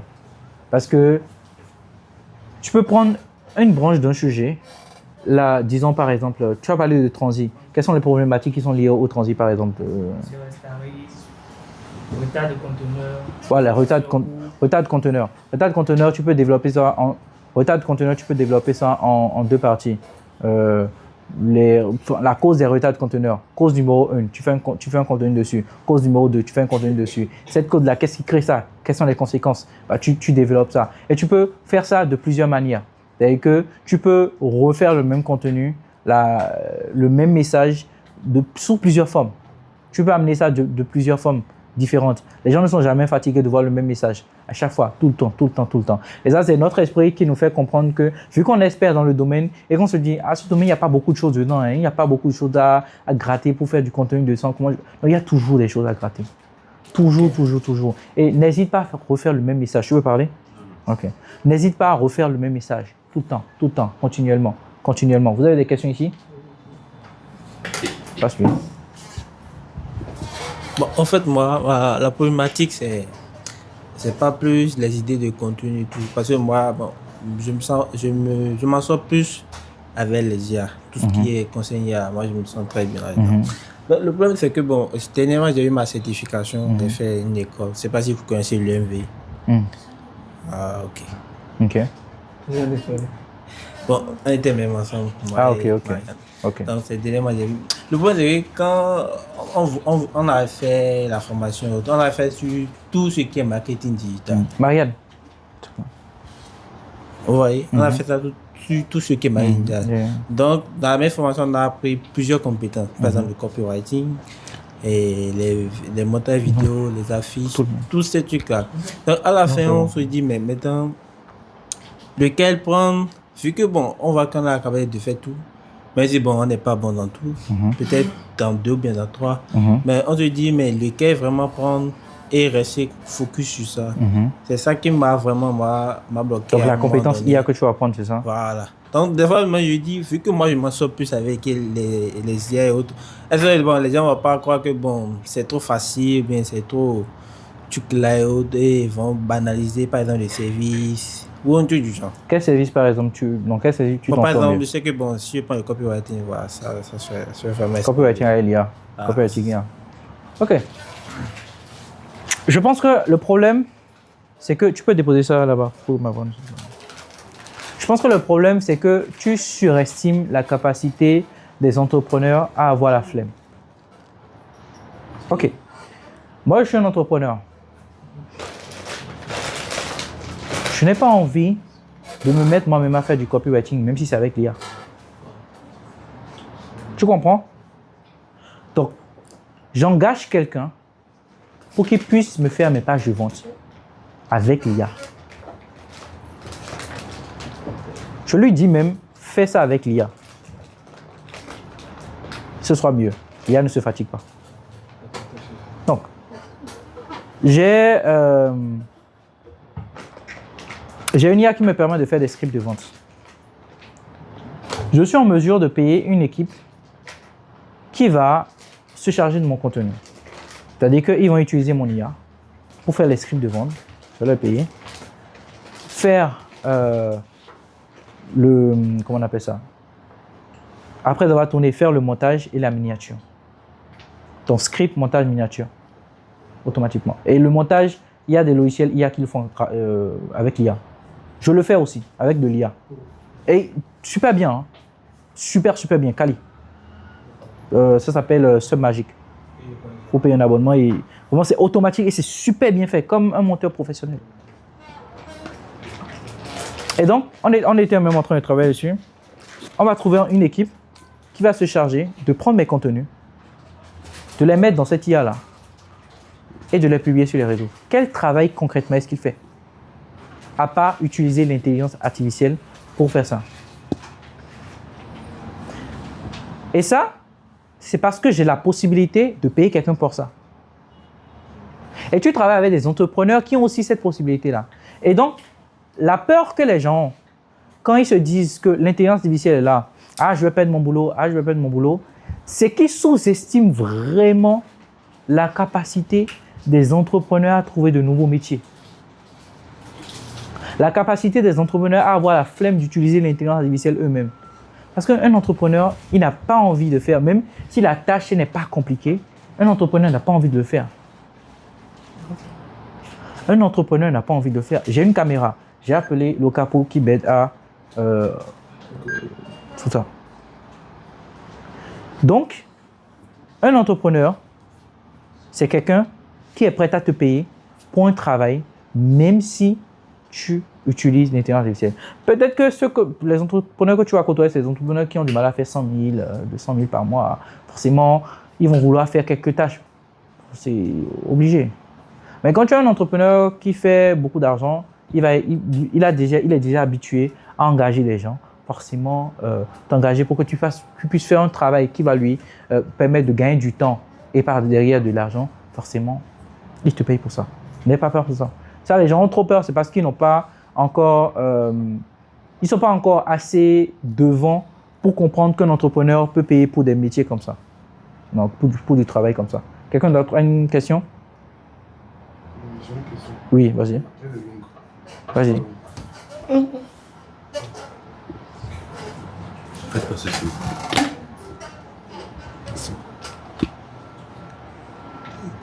Bon, je vais revenir sur moi-même encore. D'accord. Désolé tout le monde. Il n'y a pas de souci. Donc, on a dit tout à l'heure que la polyvalence, au fait, allait faire en sorte que je n'aurais pas une niche, vraiment une niche propre. Bon, ce que j'ai constaté, bon, si je vais encore revenir, c'est que le fait que je sois vidéaste, mannequin, artiste, tout ça, lorsque je croise des gens à l'extérieur, j'arrive facilement à leur transmettre ce que j'ai. Quel que soit le domaine, en fait. Donc, cite-moi ça. Vidéaste, mannequin. Artiste. Artiste? Oui. Chanteur, c'est ça? Oui, artiste, chanteur. D'accord. Et? Donc, c'est tout? Bon, j'ajoute souvent créateur de contenu en quelque part. Tout ça, c'est... Déjà que tu montres ce que tu fais, c'est déjà une création de contenu.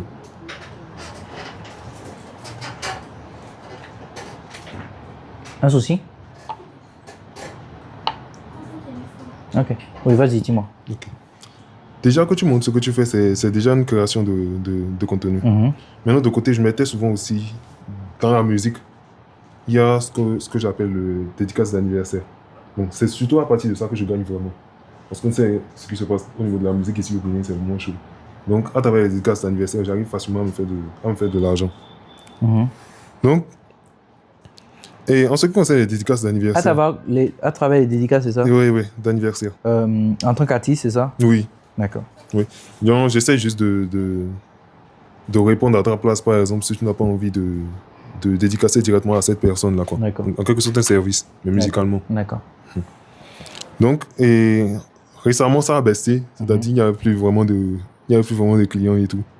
Ça a baissé? Oui, ça a baissé. La clientèle a baissé. Il n'y avait plus trop de commandes. D'accord. Il n'y avait plus trop de commandes. D'accord. Donc, je ne sais pas si c'est du fait que je ne sais pas si c'est dû à cette polyvalence-là. Donc, peut-être que je vais essayer de divaguer un peu. Non, vas-y, Donc, je te suis. Je ne sais pas si c'est à cause de cette polyvalence-là sur les réseaux et tout. Parce que même sur Facebook aussi, je mélange tout. Absolument tout. D'accord. Mais lorsqu'il s'agit de transmettre ce que j'ai, ça marche très facilement. Donc après... Transmettre dans quel sens?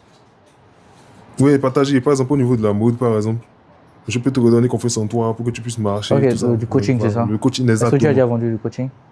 Je n'ai pas vendu, mais on m'a sollicité, mais je n'ai jamais été payé. Oui, est-ce que tu as déjà été payé pour ça? Non. Okay. C'est bon? C'est tout? Tu as fini? Oui, avec la question que vous avez posée, voilà, continuer. Non, continue ta question si tu n'as pas fini. Ta question, c'était de savoir, ou bien il y a d'autres questions qui viennent. Oui, la question allait venir à la fin. Ok, vas-y. J'ai perdu le fil. Ok, tu parlais du fait que tu étais bon dans le coaching. Voilà, j'étais bon dans le coaching et dans plusieurs domaines en même temps. Yes. Maintenant, est-ce que je peux résumer, est-ce que je peux essayer de mettre tous ces domaines dans une seule niche et parler de coaching? D'accord, ok. Pour répondre déjà à ta question, oui, ça impacte. Ça impacte forcément. Mais déjà, moi, je pose toujours cette question-là. Quand tu avais des commandes, c'est-à-dire que ce qui te rapporte de l'argent, ce qui te rapportait le plus d'argent, c'était les prestations d'artistes et tout. Quel était ton process pour gagner cet argent-là?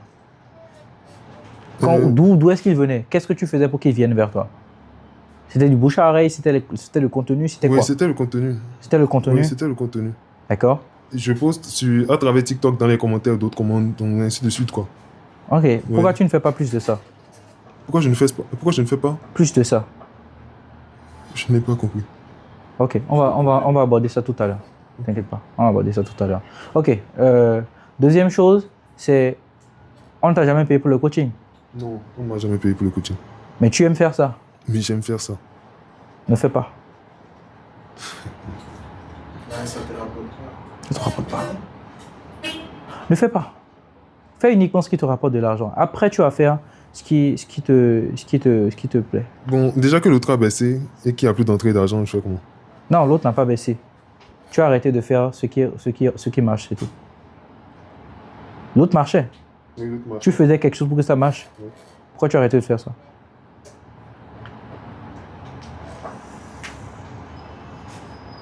Faire plus de ce qui marche et arrêter de faire ce qui ne marche pas.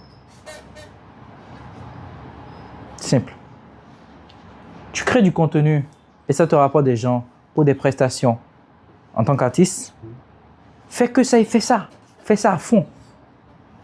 Bon, déjà que c'était pas stable. Fais ça à fond. Crée du contenu autour de ça. Même si la stabilité n'est pas là. Oui. La stabilité va revenir. Justement, si c'est plus stable aujourd'hui, c'est parce que tu as arrêté de créer du contenu. La conséquence, c'est pas le fait que ça ne soit plus stable, c'est pas la cause. C'est la conséquence. La cause, c'est que tu as arrêté de faire du contenu et que tu ne fasses plus autant de contenu dessus. Et que tu as parlé de commentaires. Tu ne fais plus ça. Si tu as un système qui marche, n'arrête jamais de faire ça. Même si tu as envie de faire A, B, C, D, n'arrête jamais de faire ça. Garde en tête que ce système marche, je vais all-in dedans. Et on va parler de ça tout à l'heure. Hein. Volume. Fais plus de ce qui marche. Fais plus, fais 10 fois plus, 20 fois plus, 30 fois plus. Mets de l'intensité. Mets toute ta vie dedans. Fais des vidéos, parle de carrière d'artiste. Parle de tes prestats. Fais des vidéos où tu parles de tes prestats. Montre ce que tu sais faire. Parle d'artistes, parle d'événements. Parle de, je ne sais pas moi, de cordes vocales. Tu chantes, c'est ça, non? Oui. Parle de cordes vocales. Montre tes sessions de comment tu écris. Montre tes sessions de musique, comment tu composes, comment tu chantes. Montre tout, parle de ça. Et rends ça fun, rends ça amusant. Même si tu n'as pas 200 vues d'un coup, continue. Donc c'est ce que ça je disais tout à l'heure. Ce sont ces vidéos-là qui m'ont rapporté, mais qui n'ont vraiment pas fait de pas de vues. Et ça, ce qui concerne le côté vidéaste, par exemple, ça promet. Je te dis un truc. Le premier contrat que j'ai eu sur LinkedIn, mon tout premier contrat que j'ai eu sur LinkedIn, 500 000 francs. Le post avait eu 10 likes. D'accord?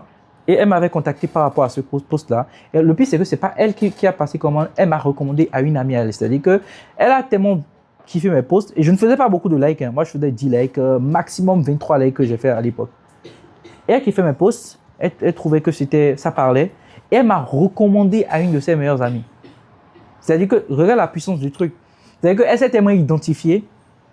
La personnelle Brenda a tellement marché que elle s'est mise en gage pour me recommander à une de ses amies. Et c'est son amie qui m'a payé pour que je puisse faire l'illustration pour elle. C'était en 2023. Okay, je viens de me souvenir d'une dernière raison. Je me suis souvenu d'une dernière raison. Mais le micro, oui. Je me suis souvenu d'une dernière raison. Il y avait aussi l'arrivée de l'intelligence artificielle. Parce que le service que je rendais à un moment donné, j'ai remarqué que l'intelligence artificielle aussi avait commencé par rendre ce service-là. Et les musiques? Oui, il y avait même des pages qui le faisaient sur TikTok. Tu penses que les gens t'invitent vraiment pour ta voix? Les gens t'invitent pour toi. C'est toi que les gens invitent. Donc, je ne sais pas si vous comprenez ce que je viens de dire. Ce que je dis, pour poster une vidéo, par exemple, je suppose que toi, bon, je vais vous expliquer le concept très rapidement. Je suppose que toi, par exemple, ta petite amie, c'est elle qui est là. Donc, rappelle-moi ton prénom, s'il te plaît. Vélé. Ok, Vénéré.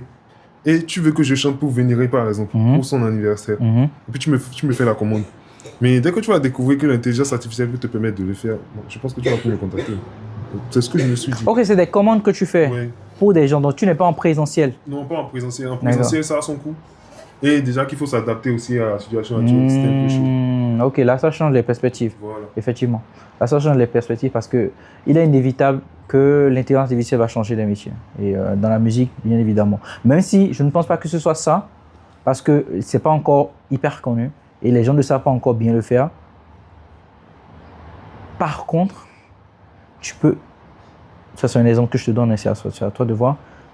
Toi, apprendre à utiliser cette intelligence artificielle-là. Moi, mon frère en fait tout le temps.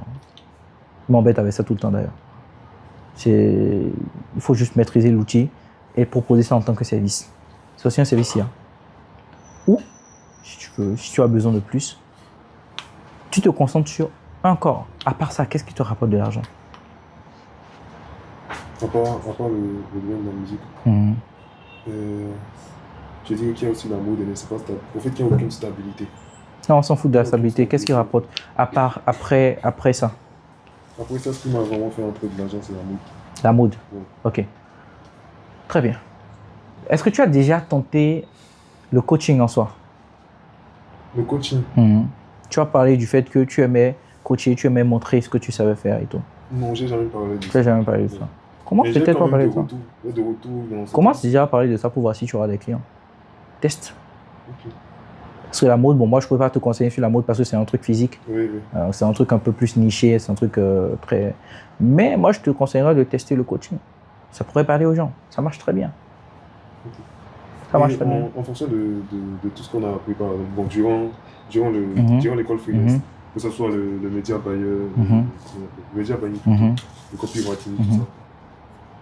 J'ai tout suivi, mais ça a été, comment on appelle ça? Je suis indécis. C'est ce que tu vas apprendre.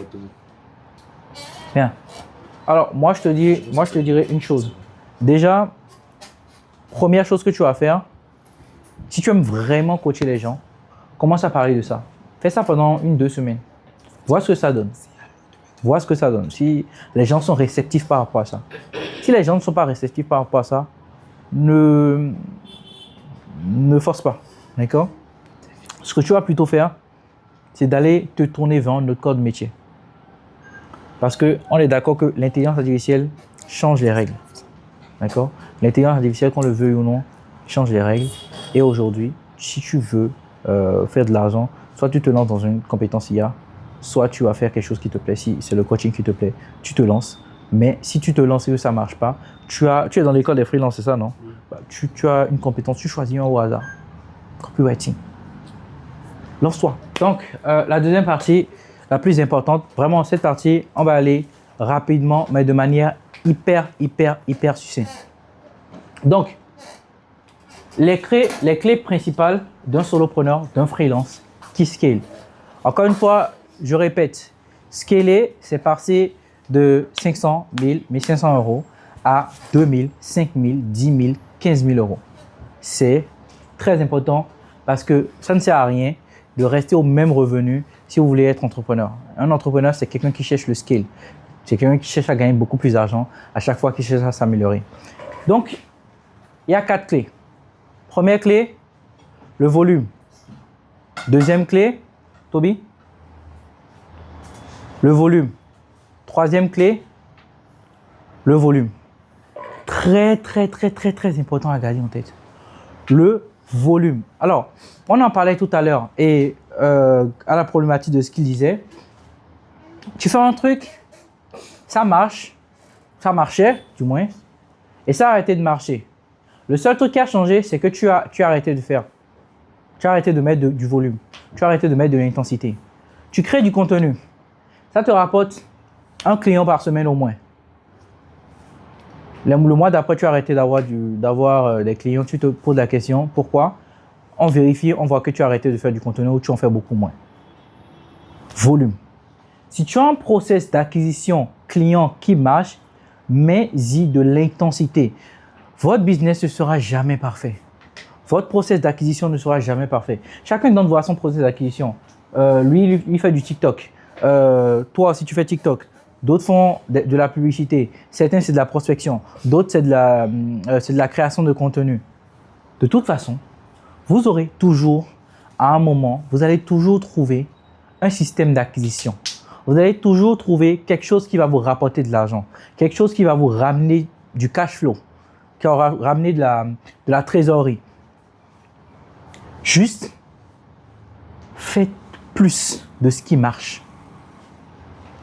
Faites plus de ce qui marche. Encore et encore. Un seul mois, gardez si vous voulez quitter d'ici, c'est le volume. Tu commences la création de contenu, fais-en. Mais genre, vraiment, donne-toi. Imaginons même que tu travailles. Tu rentres du travail 18h.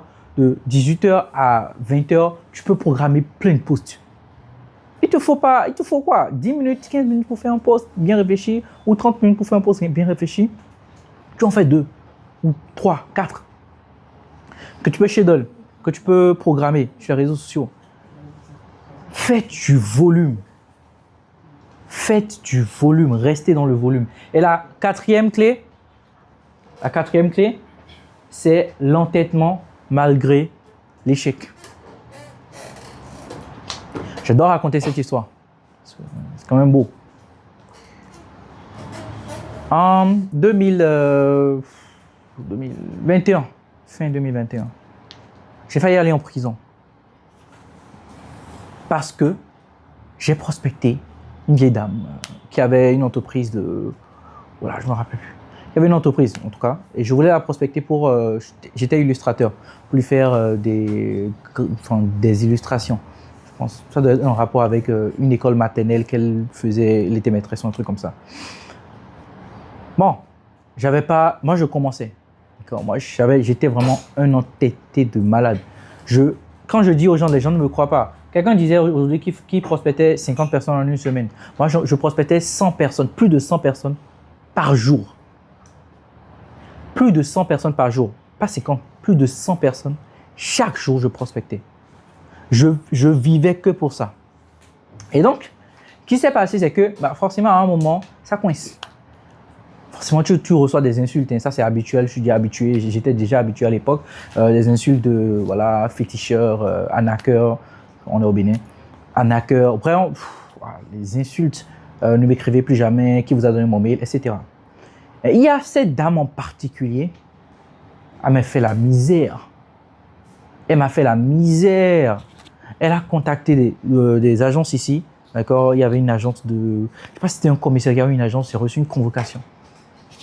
Je l'ai prospecté par mail. Je me suis dit, bon, vas-y, jamais. Ça vient jamais, ces trucs-là. C'est-à-dire qu'elle te dit qu'elle va t'envoyer une convocation.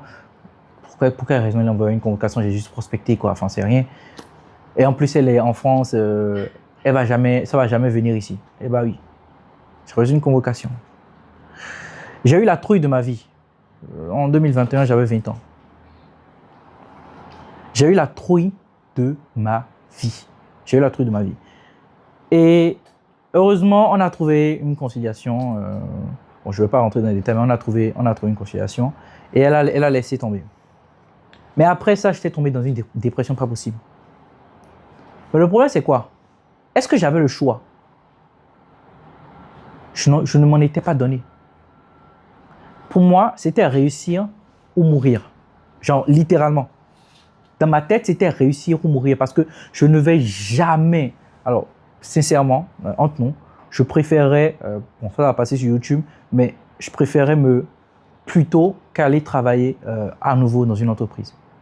Genre, j'étais persuadé que c'était vraiment la pire chose que je ne voulais pas faire. Et donc, malgré ça, il fallait aller en prison. Hein. Période de dépression qui a suivi. Je n'ai pas lâché. Je me suis dit, Roméo, tu n'as pas le choix. Tu veux faire quoi après?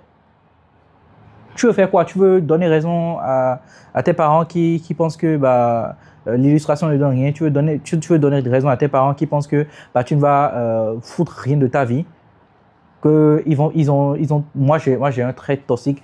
Je ne voulais absolument pas donner raison à mes parents. Je ne voulais pas qu'ils aient raison de dire parce que moi, je m'étais dit, je continue pas. Après la licence, je ne continue pas. Et je vais travailler dans aucune entreprise. J'ai dit, je me lance, c'est ça ou rien. Ils ont essayé de me convaincre, tout. Ça crée des problèmes. Je ne voulais pas leur donner raison. Et d'ailleurs, en fait, c'est tout un truc où tu te rappelles de ça, tu te rappelles de pourquoi est-ce que tu veux réussir, autant réussir. Je vous parlais de ce pourquoi t'es honteux là. Et en pensant à tout ça, je me suis dit non, t'as pas le choix. Et donc, l'entêtement, malgré l'échec. Même si vous remuez ciel et terre, et que l'argent ne vient pas, et que les clients ne viennent pas, et que rien ne marche, l'entêtement, c'est ce qui fait un entrepreneur. Vous allez voir que tous les entrepreneurs qui réussissent ou qui sont en pleine montée, il y a une chose qu'ils ont tous en commun. Ils ont tous ça en commun. Vous allez voir que c'est des têtes de mule. C'est des gens là, quand tu leur dis A et que c'est B qui est dans leur tête, ils vont faire B. Si ils veulent aller au bout de leurs idées là, ils vont forcément aller au bout de leurs idées. Et ça, c'est très important de comprendre ça. Donc, à part le volume, il y a l'entêtement malgré les échecs. Vas-y. Donc, dites-moi, quel est votre process et votre revenu? Et je vais vous expliquer pourquoi est-ce que chacun d'entre vous avez un problème de volume. Qui veut parler? Quel est son process? Bon, toi, on a déjà vu. Quelqu'un d'autre veut parler? Son process, comment est-ce que, quand je parle de process, comment est-ce qu'il trouve des clients? Et puis, je vais lui montrer pourquoi est-ce qu'il doit faire plus de volume. Qui veut parler? Qui veut me dire comment est-ce qu'il trouve des clients aujourd'hui? Vas-y, ok. Bon, moi, personnellement, en ce qui concerne du processus que j'utilise pour pouvoir trouver des clients, c'est à travers des contenus organiques. Ok. Donc, j'avais commencé avec une seule vidéo par jour. Oui. J'avais regardé, comment on appelle ça, le podcast de Eden Food, où elle disait qu'elle postait au moins 10 vidéos par jour. Ok. J'ai dit, waouh. Bon, peu importe. Et je me suis dit, bon, si elle fait que ça marche, pourquoi ne pas essayer aussi? Donc, j'ai enchaîné aussi. Je répondais aux commentaires à travers des vidéos et les ventes tombaient par jour. Donc, tu fais combien de vidéos par jour aujourd'hui? Bon, actuellement, à cause des cours, j'ai fait truc là, j'ai laissé pour le moment. Bon, à cause de quoi? Des cours. Des cours? Oui, oui. Ah, ok, des cours. Oui, oui. Ok. Donc, j'ai laissé, je suis revenu à 2 ou 3 contenus par jour. Ok. Sinon, pendant les vacances, 10 vidéos, fais-en 5 par jour. Oui. Double. Fais-en 5. Fais tout pour en faire 5. Ok. Si tu veux gagner plus d'argent, fais-en 5. Quelqu'un d'autre veut parler? En process? Ali, tu as un process pour avoir des clients? Je ne suis pas vraiment défini. J'essaie des trucs. Tu essayes quoi? Qu'est-ce qui a aujourd'hui le plus marché pour avoir des clients? J'ai fait quelques publicités. Ça n'a pas rapport avec le graphisme. Oui, graphisme. Mais j'ai fait quelques publicités pour une briqueterie. Ok. Donc, avec ça, on a eu pas mal de ventes sur ça. Donc, le fait que je sois revenu, que je montre mon visage, que je présente, a suscité encore un peu plus d'engouement. Oui, forcément. Mais ce n'est pas vraiment ce dans quoi je voudrais me... tu voulais rester, c'est ça? Rester, en fait. Comme ça, quand je parlais de... Pourquoi? Pourquoi tu ne veux pas rester dedans? Je ne me retrouve pas vraiment dedans. C'est des produits digitaux, c'est ça? Non, pas produits digitaux. C'est quoi? J'ai dit que c'est la publicité. Oui, et pour vendre quoi? Vendre des briques. Des briques. Ah, des briques? Des briques. Des briques? Oui, des briques. Ok, d'accord. Par rapport à fondation, maison, tout ça. Okay. Voilà. C'est pour ça, tout à l'heure, c'est ce qui te rapporte aujourd'hui le plus d'argent, honnêtement? Non, c'est pas ça. C'est pas ça. Qu'est-ce qui te rapporte aujourd'hui le plus d'argent? Dans la freelance, j'ai fait aussi la traduction. D'accord. Ça m'a rapporté beaucoup plus. Ok, comment est-ce que tu as des clients avec la traduction? Déjà, c'est plus récent maintenant, mais c'est en postulant à des offres. Je suis tombé sur Uber, qui m'a recruté. J'ai travaillé avec eux et puis il y avait des projets comme ça. On fait la traduction, on entraînait l'IA. Et, donc, tu as postulé, d'accord, à des offres. Oui. D'accord, ok, ensuite. Ensuite, on m'appelle, je fais le travail que j'ai à faire. Ok, donc c'est juste en postulant à des offres que tu as eu ce contrat-là. Voilà. Ok, tu postules à combien d'offres par semaine? Je suis à peut-être 3, 4. Qu'est-ce qui t'empêche d'aller chercher d'aller postuler à 6 offres? Je sais pas où tout chercher en fait. J'ai l'impression que c'est la même chose qui sont là. Vas-y. Les mêmes boîtes de tête, je peux pas dire tout. Rêve, Upwork, pardon, pas Upwork. Il y a un type là qui travaille avec X. J'ai pas les noms en tête sans, mais c'est les mêmes que je vois souvent. Ok. Est-ce que tu cherches ou est-ce que tu tombes dessus? Il y a une différence. Je tombe plus dessus que je dois chercher. Tu veux aller faire plus, il faut que tu ailles chercher. Ok. Google. Je faisais aussi des trucs là d'offres. En fait, comment moi je trouve 100 entreprises à contacter par jour, c'est simple. Moi, je vais sur Google. Hein. Je vais partout. Non, vraiment, je vais partout. Je vais sur Google, je vais jusqu'à dans les recherches 30. Je vais aller chercher des mails, des entreprises. Même si c'est des supports clients, j'en vois seulement. Je vais sur Instagram, je tape des noms, je tape des mots-clés, je trouve. Je vais sur Facebook, je tape des mots-clés, je trouve. Je vais sur LinkedIn, je tape des mots-clés, je trouve. Vas-y. Prospecte. Vas-y, envoie. C'est que envoie. Vas-y quoi, fais 50. Vas-y, donne intensité. Il faut qu'il y ait un feu qui brûle en toi. Ouais. Il faut nécessairement qu'il y ait un feu qui brûle en toi. Il faut que tu aies envie d'aller tout casser. Il faut que tu aies envie d'aller gravir des mondes, de tout casser. Il faut que tu aies un feu qui...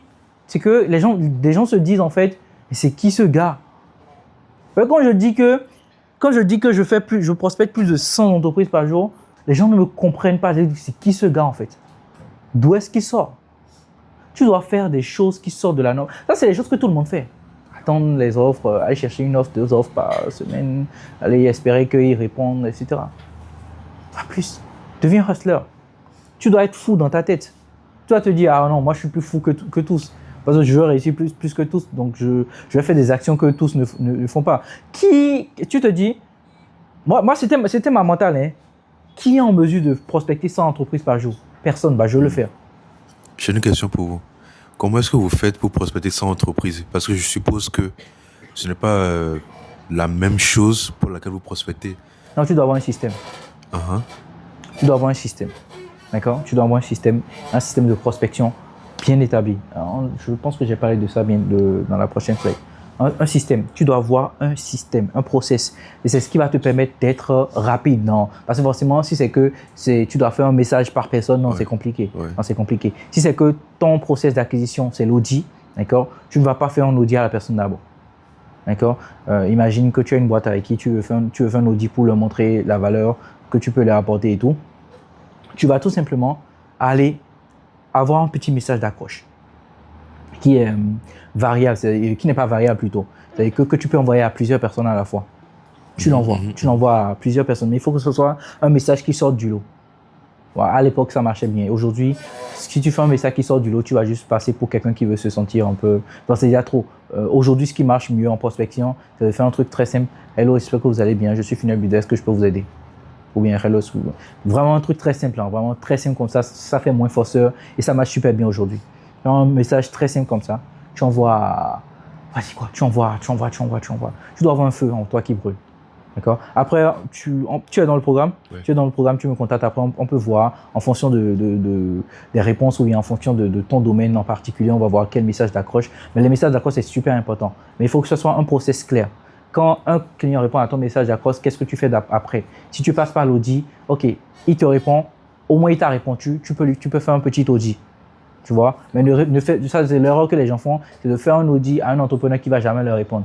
Et donc, ils sont obligés de faire deux prospections maximum par jour parce que ça leur prend du temps de faire l'audit. Et puis, en fait, ils ne sont pas dans le volume. Donc, toi, tu dois rester dans le volume. Tu dois penser à faire beaucoup plus que 99% de tes concurrents, 99% des freelances. Tu dois vraiment être un fou dans ta tête. Tu prospectes. Et quand on parle de prospecter, ce n'est pas que les mails. Tu as tous les réseaux sociaux. Tu peux me prospecter. Moi, ce qui marchait très bien, c'était Twitter à l'époque. Avant qu'aujourd'hui, ils aient les blocages. Je pense qu'aujourd'hui, tu peux plus prospecter facilement comme ça. Parce qu'il faut payer sur Twitter pour pouvoir contacter les personnes. Bref. Sinon, à l'époque, moi, je prospectais partout. Genre vraiment partout. Oh mon Dieu, je prospectais. Et donc, en fait, il te faut ce grain de folie-là, de te dire que tu dois faire, et c'est valable pour tout le monde. Vous devez avoir ce grain de folie de vous dire, vous devez faire mieux que 99% des autres, mieux que 99% des gens. Et c'est là où, en fait, vous allez vous rendre compte que, en fait, je suis unique. Parce que j'ai plus la dalle que les autres. J'ai plus envie de tout casser que les autres. Forcément, je vais réussir mieux que les autres. Donc, quand tu fais plus que les autres, tu gagnes plus que les autres. Et donc, après le process, quand tu as un process qui est fait, un SOP, prospection, audit, tu sais quoi dire exactement. S'il kiffe ton audit, tu sais quoi dire. S'il ne kiffe pas ton audit, tu sais quoi dire. Et en fait, tu restes dans ta trame à chaque fois. Et tu ne te prends pas la tête. Tu as déjà ta trame sur ton Notion un peu. Et tu viens copier-coller, tout simplement. Okay. Et en fait, encore une fois, ça va te fatiguer. Mais qu'est-ce que tu veux? C'est dans cette intensité-là que tu vas trouver l'argent. D'accord? Regarde. Ah, c'est tout? C'est bon? Ok. Donc, est-ce que vous avez des questions? Parce qu'encore une fois, vraiment, s'il y a une chose que vous devez garder, avant que je ne passe le flambeau à Toby qui va vous parler de l'intelligence artificielle, de comment est-ce que vous allez pouvoir utiliser l'intelligence artificielle dans votre business. Une chose à garder, si vous voulez vraiment mettre en application ce qu'on a vu aujourd'hui ensemble, c'est le volume. Faites plus. Parce que en réalité, ce qui marche, vous savez déjà. Au fond de vous, vous savez ce qui marche. Au fond de nous, on sait ce qui marche. On sait en réalité. Mais ce qui manque aux gens, c'est réellement faire et plus faire. N'essayez pas de ne pas faire. C'est pas forcément de dire je veux attendre le bon moment, je veux faire le bon post, je veux que mon post soit parfait, je veux que ma vidéo soit parfaite. Non. Faites. Et faites beaucoup. Faites beaucoup. Parce que forcément, si vous avez l'ingrédient de vous dire « je veux être meilleur que les autres » et que vous ajoutez par la suite la quantité, le volume, vous allez être meilleur. Donc, vous avez votre besoin d'être meilleur que les autres qui va s'ajouter au volume que vous allez faire. Et donc, de manière naturelle, à chaque fois que vous allez vouloir faire mieux. Parce que vous êtes dans un état d'esprit de vainqueur. Vous êtes dans un état d'esprit d'un gars qui cherche à tout prix à être meilleur. Et quand vous êtes dans l'état d'esprit du gars qui cherche à tout prix à être meilleur, vous finissez par le devenir naturellement. D'accord? Est-ce que c'est bon pour tout le monde? Donc moi, je vais arrêter ma présentation ici. Je vais laisser Toby continuer parce qu'il va vous parler de l'intelligence artificielle. Aujourd'hui, on est à l'aide de l'intelligence artificielle et tout le monde, chacun d'entre vous, doit savoir comment est-ce qu'il va pouvoir intégrer l'intelligence artificielle dans chacun de ses processus. Qu'est-ce qui te rapporte de l'argent aujourd'hui? Comment est-ce que tu veux faire pour qu'avec l'intelligence artificielle, tu puisses encore gagner plus? Comment est-ce que tu peux aller chercher plus d'argent avec l'intelligence artificielle en le mettant dans tous tes process? Aujourd'hui, je peux le dire, il y a des entreprises, il y a des gens qui font des millions et des millions et des millions avec 2 personnes. C'est lui et son assistante. C'est énorme. C'est énorme. Et ça, c'est à cause de l'intelligence artificielle. Je vous ai parlé d'un logiciel qui fait du montage vidéo. Déjà, là, ça réduit les coûts. Si tu as besoin d'un monteur vidéo, ça te réduit les coûts. Il va vous montrer des trucs incroyables avec l'IA que vous pouvez faire aussi. Puis, voilà, vous allez kiffer. D'accord? Toby, c'est bon? Oui. Allez, je vous laisse avec. Merci.